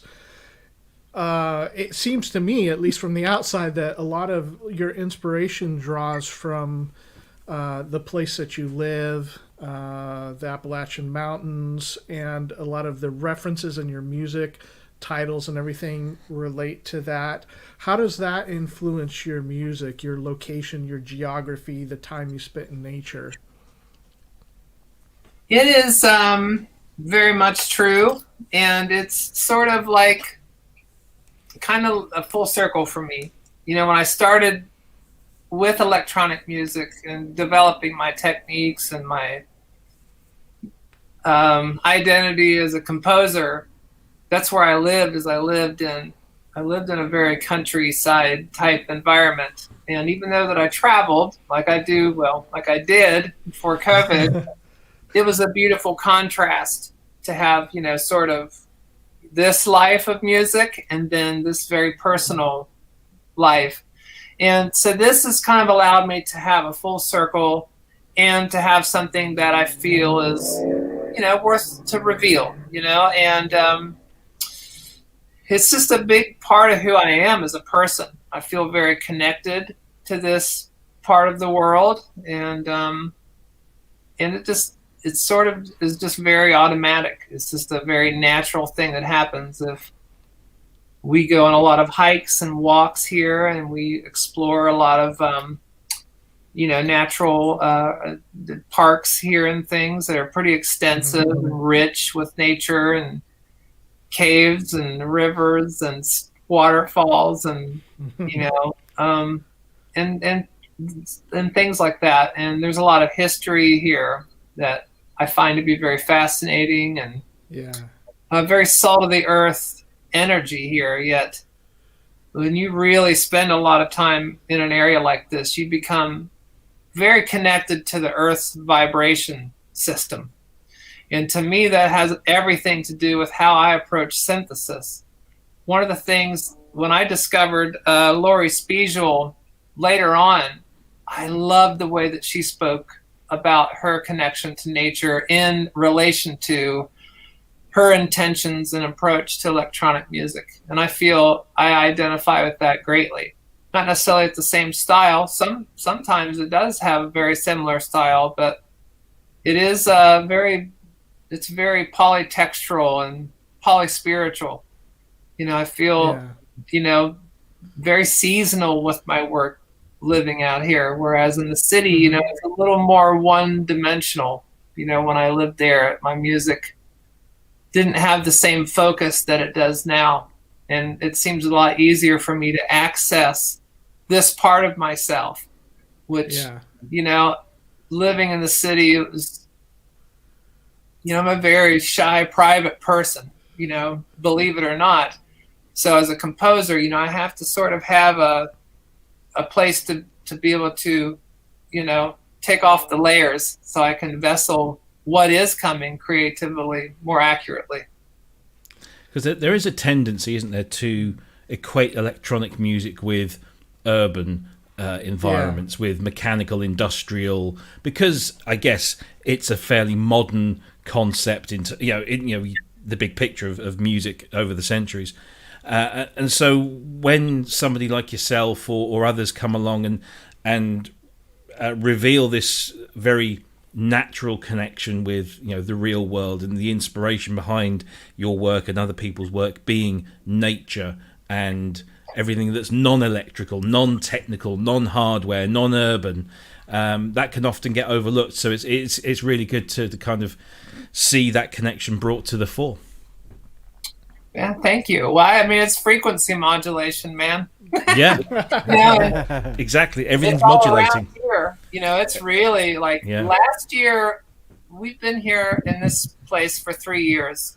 And last year when, you know, COVID kind of put everybody, you know, on lockdown, we experienced this amazing advancement of different birds and animals and all these things sort of kind of like we had never heard or seen out here, just made themselves, they appeared, and it was really a beautiful thing that, you know, when the world slows down a little bit, you know, nature returns. And it's a really beautiful thing to witness and to breathe in. And, you know, they're so fragrant out here, the trees, and it's just really, it's very inspiring, you know? Yeah. And clear. It's clear. It's a clear place to get out of your own way, which is kind of my life's work. Yeah. You know? I've lived in the countryside now, well, pretty much all my life. I mean, I've done some urban stints here and there, but the English countryside and I guess I don't really know the Appalachian area that well. I guess there's probably quite a lot of similarities there, and it really Very is. much so. Yeah, it really is a lovely kind of connection to have. Shall we? Let's let Lisa grab a drink and take a breath. Let's have another look at some musical performance here. This one was one that Cryss picked out especially because this is what convinced him to buy this particular synthesizer. So this one cost me a lot of money. Yeah. So yeah, you're owed some commission here on this one, Lisa. Live and raw. Okay. Here we go.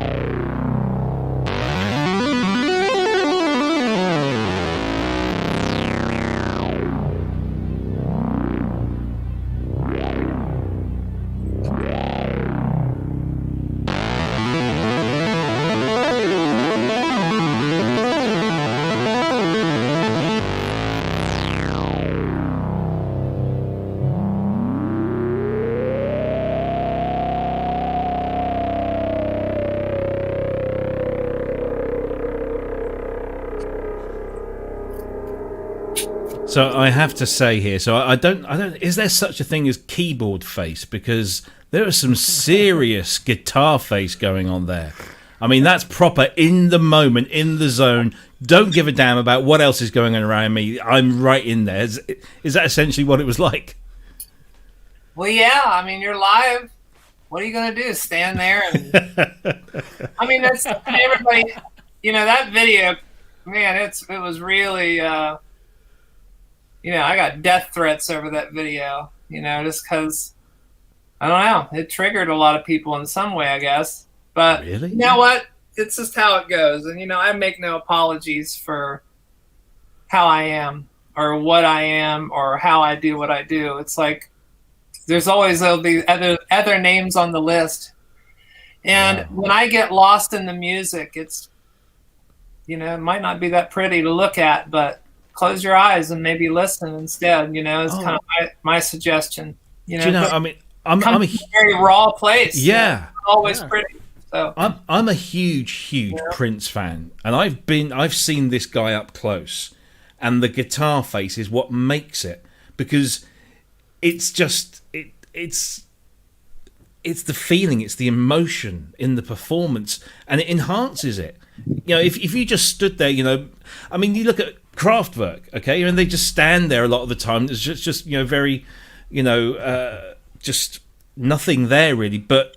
Obviously great music, but it's the performance was quite clean and sterile. But to be in that moment, oblivious to everything other than the music that you are making and the looks on your face. I love guitar face. I love watching guitarists and that thing, and because Prince was just the king of guitar face. So yeah, I'm all over that. And some of what attracted me this is it's a genuine in the moment thing. There are a lot of, guitarists are guilty of this quite often, of really making a big deal out of something that's not a big deal, and especially once you get the guitar behind the head, it's like, that's not really that hard to do, but you're playing it up. But this is something that's so in the moment. Yeah. And to hear things in here, again, like to find elements of electronic music that have been lost a little bit. I mean, how much do you hear diminished chords in modern electronic music? But you're hearing these things going on in this piece, and that's just a fraction of the entire piece. I mean, that whole performance, I don't know how many times I've listened to it. It's just absolutely incredible. But it's that spirit, that being in that moment there, and then the talent is the toolbox to draw from. I'm just going off here, but I just really enjoyed that performance. Yeah, and that's that soulfulness of it. That's all I'm about. Honestly, it's maybe some people think I'm like putting it on or whatever, but here's the truth. It's like, I went to Brooklyn to go to do this con. It was packed full of people, almost uncomfortably. It was hot. There were no patch cords available. There was little space to do anything with. And you have a choice to either go into the situation with a good attitude or a bad attitude. And I chose to play music and to reveal who I am as a musician, good, bad, or indifferent. And again, I don't make any apologies for anything. I love music so much, and if it makes somebody not like my face or whatever, then dude, go, yeah, it's their problem, isn't it? I don't care. It's their problem. Yeah, love it. Love guitar face or synth face. Should we call it synth face? Yeah, let's do that. Yeah, I've had face. I got cramped today doing filter face. Filter face. Yeah, filter face. February filter face. Shred face. Yeah, shred face. Yeah, shred face. Yeah, more generalistic and can apply to, because I'm a drummer. That was my first instrument, and I would pull drum face. I'm sure I did. I could feel myself doing it. You get in that moment, and you don't have any control over it. It's just there. It just happens. I love watching Jack DeJohnette play. He's like a combination of making love to those drums to, you know, street fighting. Yeah. You know, it's wonderful to watch somebody get lost in that music. I don't necessarily like seeing myself, you know, I can't watch that video, but but I mean, I'm glad that it's inspired some people, you know, and it has, you know, that video brought me a lot of mean people, but it brought me a lot of really beautiful people that saw the authenticness behind it. You know? Besides, you know, when I look at it, the people that want to give me a hard time, hey man, sit up next to me. Let's do it. Yeah. Well, I'm kind of surprised to hear that. Like I've never heard anything bad about you ever, and I think, you know, the synth community can be a little bit bitey at times compared to the guitar community anyway. But you know, I'm just still kind of shocked that people would have that response. But I think overwhelmingly you're one of the people that I've never heard anything about, and that people continually, like, we'll disagree about a lot of different players and stuff. Oh, I like so and so. I like so and so. Once you bring up Lisa Bella Donna, everybody's in agreement. Well, I appreciate that. I'm grateful to get to do it and to still be doing it and to still be alive to do it, you know? And that's really what I want to do the rest of my time is to celebrate my gratitude towards music and my health and my family and the amazing community, you know? You guys, I mean, the amazing community that is this thing that we have, and now we all are connected via satellite, so to speak, and it's really amazing. And to the kinds of connections that I get to make with people on my Instagram are just, there's no real even way to describe it. It's such a privilege and pleasure to get to know people and to touch them in some way, whether it's a technical inspiration or a musical inspiration. You know, that's what we're here to do for each other, is to find ways to connect and to circulate the best of ourselves. And, you know, I'm always the work in progress. And, you know, it's, like I said, I'm very critical. So I'm amazed that I'm still, you know, okay enough to put things out there, because it would be just fine for me to just get, you know, and just stay out in the country and just do whatever I wanted, not have any considerations. But I think that there's a greater good in putting yourself out there and standing behind what you're doing and being responsible for that. And there's really nothing like when it does inspire someone and someone comes to you and they talk about something in their life that they related the music to. You know, I want my music to inspire people to get lost in it and not be thinking about what I'm doing or who I am or any of that. I want them to get into the sort of cathode of their own resonance and to hopefully maybe find some sort of, you know, just some sort of symmetry when they walk out of the other end of these long pieces and things I like to ask people to participate in, basically. Well, long may you continue to do so.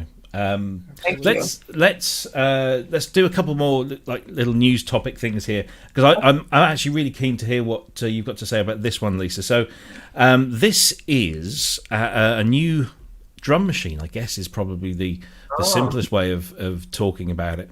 And it's a little thing called Pocket Beatbox. And let me just bring up the video here. Let's play this little demo here, because I'm rapidly falling in love with this thing.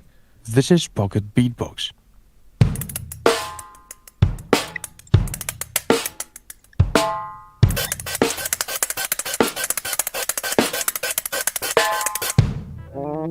I made it to play it every day. Pocket Beatbox is a portable drum that runs on batteries. It's a multi-sampler. It's a drum set at my fingertips.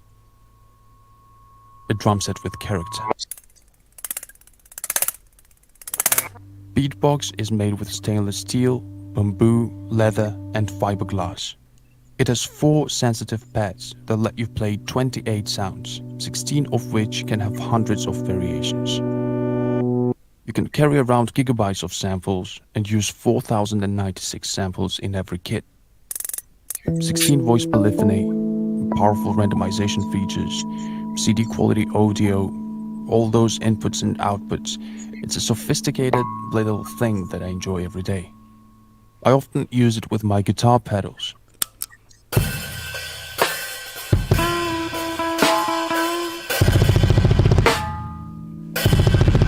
When I play it, I sometimes imagine I'm a minimalist drummer in a band. It's also got to be one of the greatest kind of promo videos. Absolutely. Love it. I mean, the guy, hands up, I love the Scandinavian, the Norwegian accent. I love that thing. But it just looks incredible. It costs, it's not cheap. It's going to be 555 euro, I think, plus shipping. But you can reserve yours now for a mere €10. Stick that down, and you get that, and you get onto a waiting list. But yeah, I mean, as a drummer, Lisa, what do you think of something like this? Would you walk around one of these in your pocket? Sure, why not? That's awesome. I mean, it could be something that I mean, I haven't experimented with drum pads or anything like that in years. I used to get into octapads and all that sort of stuff, and triggers, and I used to love the whole Bill Bruford way of thinking. Yeah. And Billy Cobham's use of electronics I thought was cool.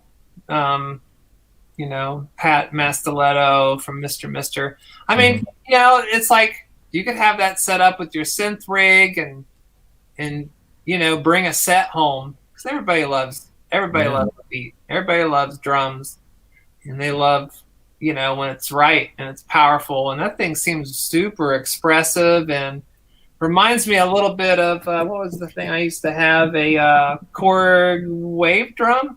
Oh yes, yeah, the wave drum. Okay, thanks. Yeah, I used to have one of those, and it was really fun. I kind of miss having that. So yeah, I would totally buy one of those. Yeah. How about you, Cryss? Is that appealing? Probably wouldn't be something I would buy personally, but I think it's an interesting little device. They did a great job, of course, with the video. There seems to be a very good aesthetic with it. And then when you look at the way that it's designed, doesn't it look like it should be sitting next to that steampunk synth that we had on earlier? Yeah. Totally that. Absolutely. I just wish I could get some of the finger drumming chops. I've done that in a few songs off my Synsel Morph, and that's probably, well, not probably, it's way more than I need already to do that. So, but I can see this would be a fun little device for people. Yeah, it's so the website is nicolads.one. It's the Koka Pocket Beatbox, and so it's made of bamboo. The pads themselves are carved leather.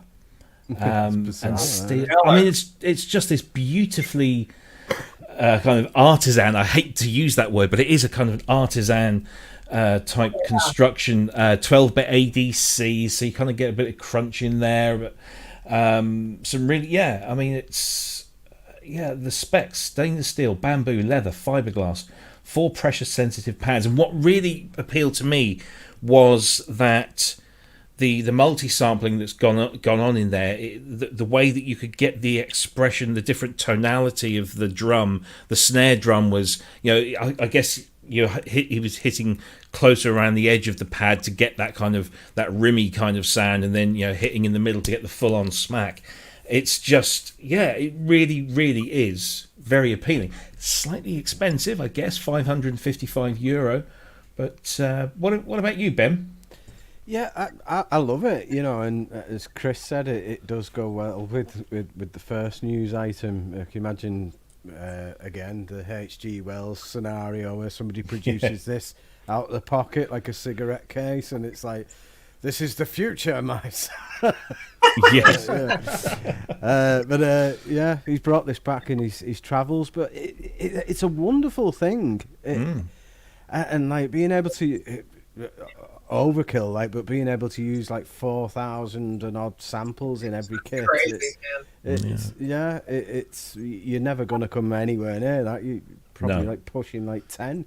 But if you're really interested in it, I've just noticed down here that he's doing a Zoom Q&A every Sunday at 12 o'clock GMT plus 2, so that's 2 p.m. Central European. So if you're in the UK, that's 1 p.m.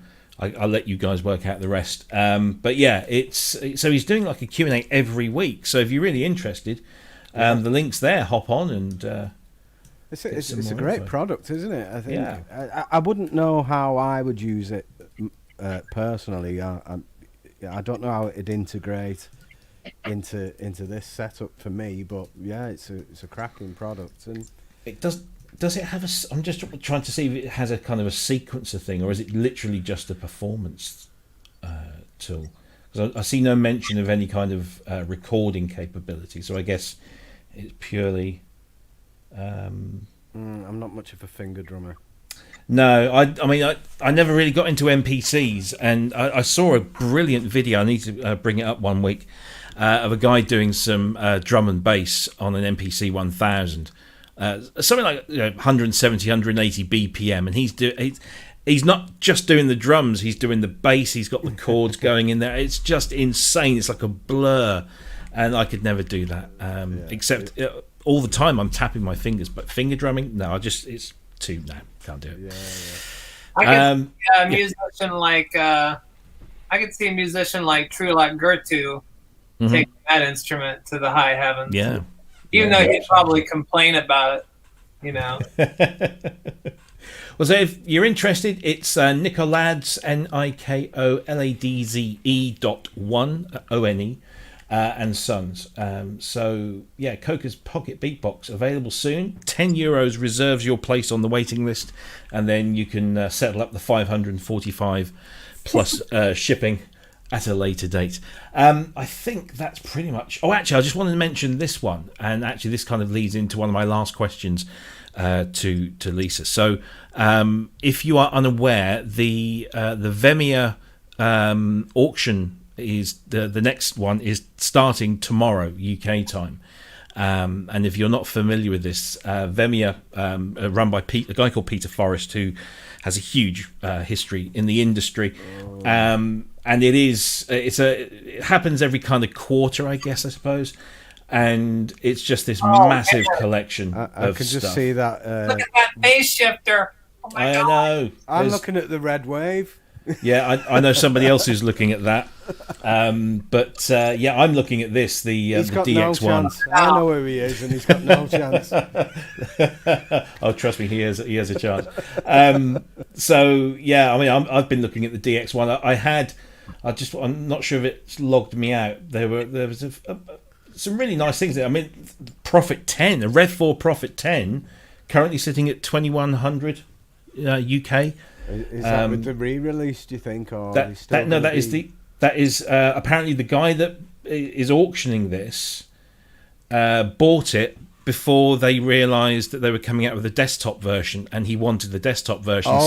He's literally owned this a few months. Oh, it's a Prophet 10. Yes, Prophet 10, Rev 4. Right. I thought you said a 5. Sorry, no, I might have done that. But yeah, it comes with everything. So all the stickers are in there, and the manuals and the posters, and it's literally as new.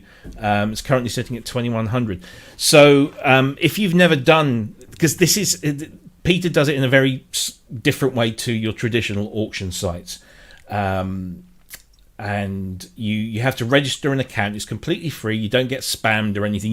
The only emails you'll get the notification that an auction's coming up, and then of course if you make any bids, and it kicks off the sale. Well, I say the auction's been going for a week, but it comes to an end tomorrow, so that's when the lot starts shutting down. So you need to kind of get your bids in there, and the best way to do it is to put your maximum bid in and just hope that you win it. And if you do, then Peter will be in touch and he'll sort out the sale. And I've bought plenty of stuff from this. So incredibly trustworthy process and site. There are no hidden reserves. There's minimal charges. The shipping is very, very reasonable. but most of the stock is in the UK. Some of it is in the EU. So if you're outside of those areas, do be mindful of shipping and contact ahead of time to find out. But that's all coming to an end tomorrow, and then anything that doesn't sell when it all finishes tomorrow is then relisted for Second Chance Sunday on Sunday, strangely. So brings me to this question. Lisa, do you do what we do, for example? Do you sit there at auction sites on eBay, Reverb, VEMIA, and get kind of caught into, oh yeah, I'll buy that, I'll have that, I've always wanted one of those? Is that your thing, or are you more measured in your acquisition? Come on, guys. Okay. Of course I do. I mean, good. I still want stuff. I want a Steiner Parker. I want an Aries 300. Yeah. I want an EML 101 again. I have stuff that I lust after still. I mean, if I really, speaking of digital, one of my favorite digital instruments is a Synclavier. Oh yeah. Especially the really nice ones, like, that 32 voices. And, those are still just remarkable instruments. I mean, of course, I would hate to have to, deal with the upkeep one. But, if I was going to do, maybe eventually, since everybody's obsessed with the 80s again now, I should probably just, throw some chips in and do an all 80s synth album. Oh, yeah. Please, I'll be please. first on the list for that. Yeah. Yeah. I'll have to borrow Synclavier then for that. Yeah, go for it. Yeah, we'll fund it. Yeah, let's do that. Let's sort that out. This is what I've been looking at. So this is of no surprise to anyone who knows me. There's this lovely DX1, fully functional as well. Currently only one bid, and it's 5,000.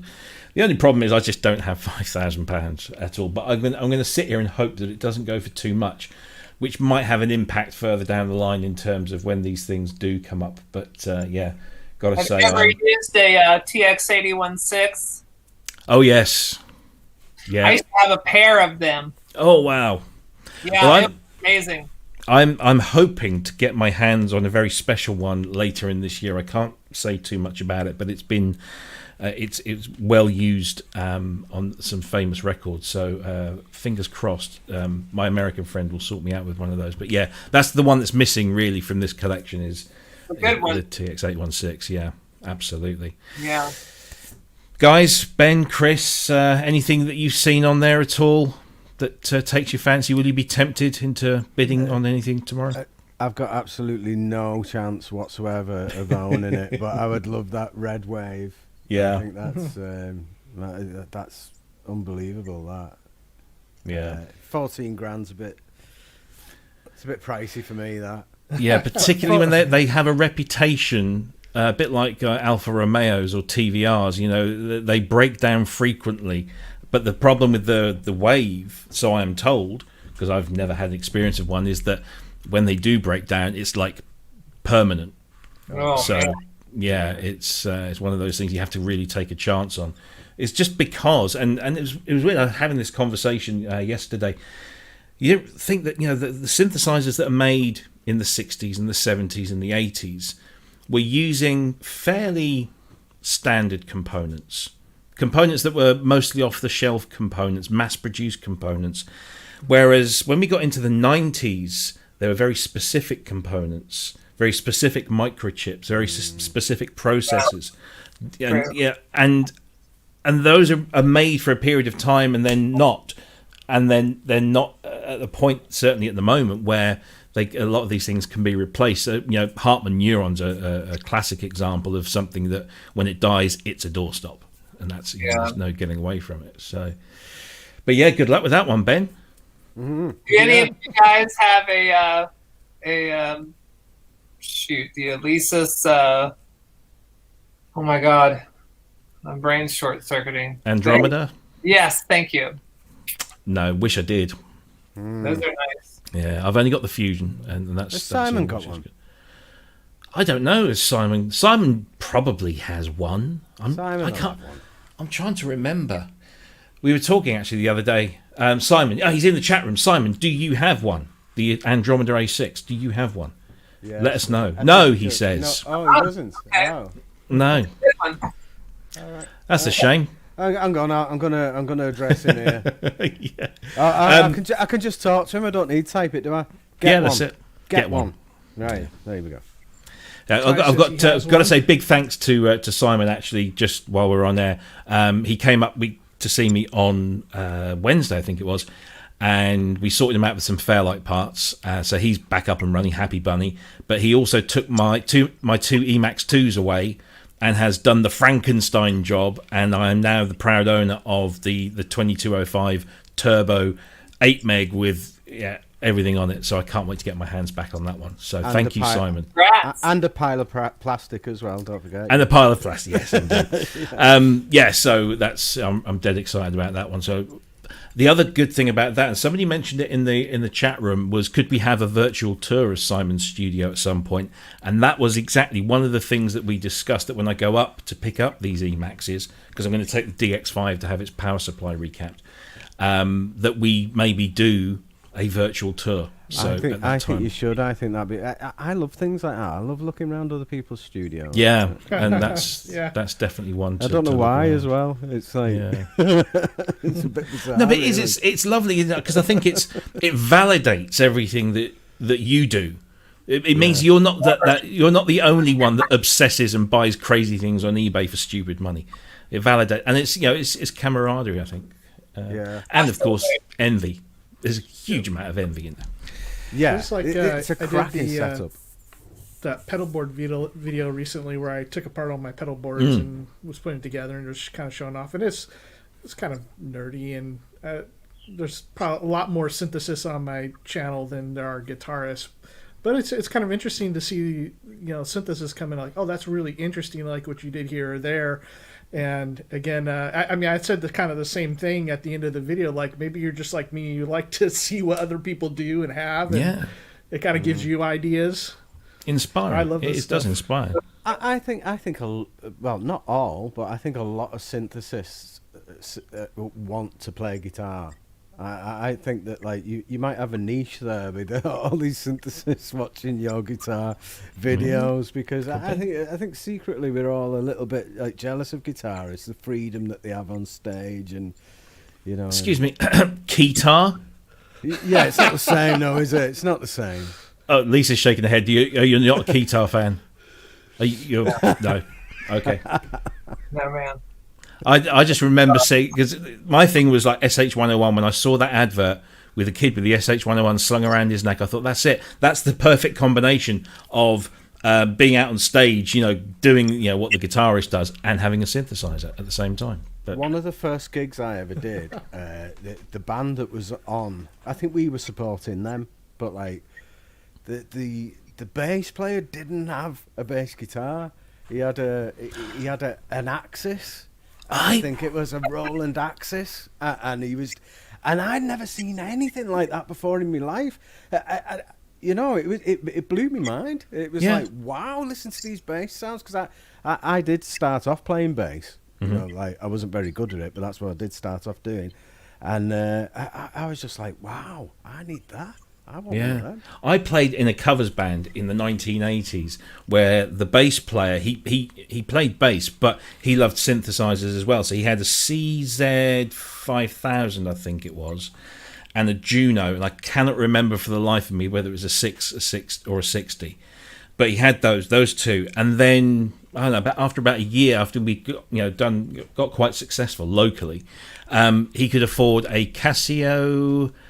And I can't remember the model number, but it was a Casio keytar, and he changed literally overnight. His personality changed. He was free. He could mingle with the guitarists, and they hated it. But he's no longer with us. But I have massive fond memories of him and his white Casio keytar. Loved it. Absolutely brilliant. I didn't ask you, Cryss. Are you looking at anything on this VEMIA auction? Man, I didn't want to think what shipping would be, but that shade version of the Quantum looks pretty hot. Yes. I wouldn't mind having one of those. Yeah, that looks nice. Very nice. Oh well, right. Well, I think that kind of brings us to the end of the show. I just want to make sure that everyone is aware where they can find Lisa and her work. I mean, I'm sure most people here do, but she does have a website, and it's lisabelladonna.com. And let me just bring that up on screen now. So there it is, and that's kind of. Lovely little setup you got there, and it's lots of photos, and of course you have your Instagram account, and there's SoundCloud links as well, and videos. It's all there. And then, of course, the most important thing is buying and listening to Lisa's music. And as I've been sharing throughout the show, Lisa has her very own Bandcamp page, which is this here again, lisabelladonna.bandcamp.com. And all of the albums are there. Scroll down there a bit, right there. Afternoon Dreams. Mm-hmm. If somebody's looking to get into her music, I'll ask Lisa as well. But to me, like this is a great album. Check it out if you don't have any of her music yet. But what, Lisa, in your opinion, what would you suggest somebody start with your music? That's a good one. I really like. One of my favorites is Changing Times. Yeah, that's a good one. Sonata for Loudspeakers are two of my personal favorites. Destinations is probably a people's favorite, or Night Flight. And if you like that Brooklyn concert, the whole piece is on the Night Flight album on the second side of it, called Brooklyn Lighthouse, because that's the name of the place that we were playing. And I mean, yeah, it just depends on your taste, but I think that any of those records are a pretty good place to start. And I have to say, I do love the fake ringwear on the sleeve here. Thank you. That's very good, very clever. I like that. Afternoon Dreams, though, was the very first album to ever feature Moog Matriarch as primary instrument. Yeah. I wasn't able to go to Moog Fest, so over the last Moog Fest that happened, I made very good use of my time with I had 2 Matriarch prototypes just for a few days. And I did that album in a couple of days. And then I kept putting out one track at a time on YouTube as Moog Fest was going. And then at the end of Moog Fest, I released the whole album. So it was fun. It was kind of a cool way to connect with people once again. And it's a good record. I mean, Star Child Warrior Cats is one of my daughter's favorite songs. Yeah.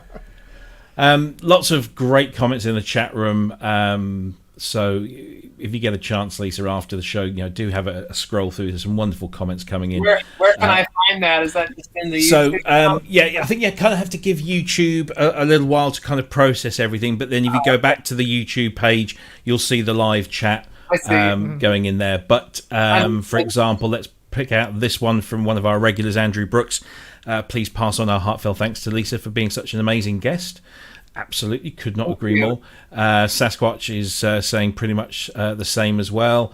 And again, I do apologize to the chat room, because trying to keep an eye on what you guys are saying and then flicking camera shots and all this is a little difficult. But I think we've managed to keep up with most of your comments and questions. And maybe we can have Lisa back on another day, and we can put some more stuff to her as well. But for now, it just gives me great pleasure to say thank you, Lisa, for coming on. It's been an absolute pleasure and a real joy. And do come back sometime soon. Thank you, gentlemen. It was really a pleasure to get to hang with you guys today. Thanks for including me. No problem at all. It's our pleasure. Guys, as always, thank you for your company again this evening, or this afternoon, as it is for you, Cryss. Any special plans for the week ahead? Well, yeah, I'm working on patches for our good friend Dominic Hawkins, Mr. Wiggly Incinerator plugin. And we're having him on. It's this coming week, right? I was going to come to that. Dominic is on next week. Yeah, so great time. You guys go check out Incinerator, and I'd really suggest picking it up. It's really inexpensive. What is it going for now? £20? $19.99. Yeah. There you go. It's a must buy. And then we'll be talking with him about it some more next week. So yeah, you get the inside skinny on the whole incinerator plug-in and what else he's going to come up with. Cool. So we'll look forward to those patches. Beta test, please. Thank you. Ben? Just more of the same, unfortunately. More of the same. I'm just so down. Well, I've got to get everything ready for the live show, so I'm building the set. We're trying to do an album at the same time. So the other day I had to stop doing the set to record vocals, which I hated doing, but then I really enjoyed it when we were doing it. Yeah. so it was all right. He did a cracking job as well. He's a great vocalist, and it went really well, the session. But yeah, more tracks, just tracks. Yeah. Good stuff. I'm just trying to think because I recorded another podcast for Sound on Sound last night, so I've got to do a lot of editing on that one. And then editing on some others that I've done already and got in the can, and then I've got to do the video for these babies, the new H-card cartridges for the DX. Awesome.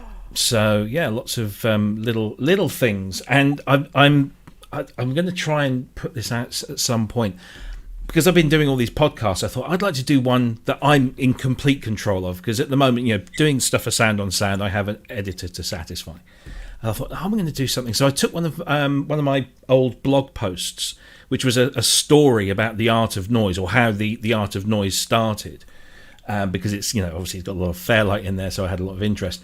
And I thought, let me put that out as an audio podcast. So I'm in the process of putting all that together. But I've now reached the point where I'd like to have some music in, some segues in there. But of course, you now hit the licensing thing, and so. It was interesting to see Record Store Day, which of course I'm a huge fan of, is coming up in June and July, and there's an Art of Noise release, and I know one of the guys that works for the label, and so I'm thinking maybe I can get clearance by tying it in with the release, and we'll see. Nice, fingers crossed. I forgot to mention as well, Simon pointed it out, and I will be doing some repairs on my JD800 later in the week.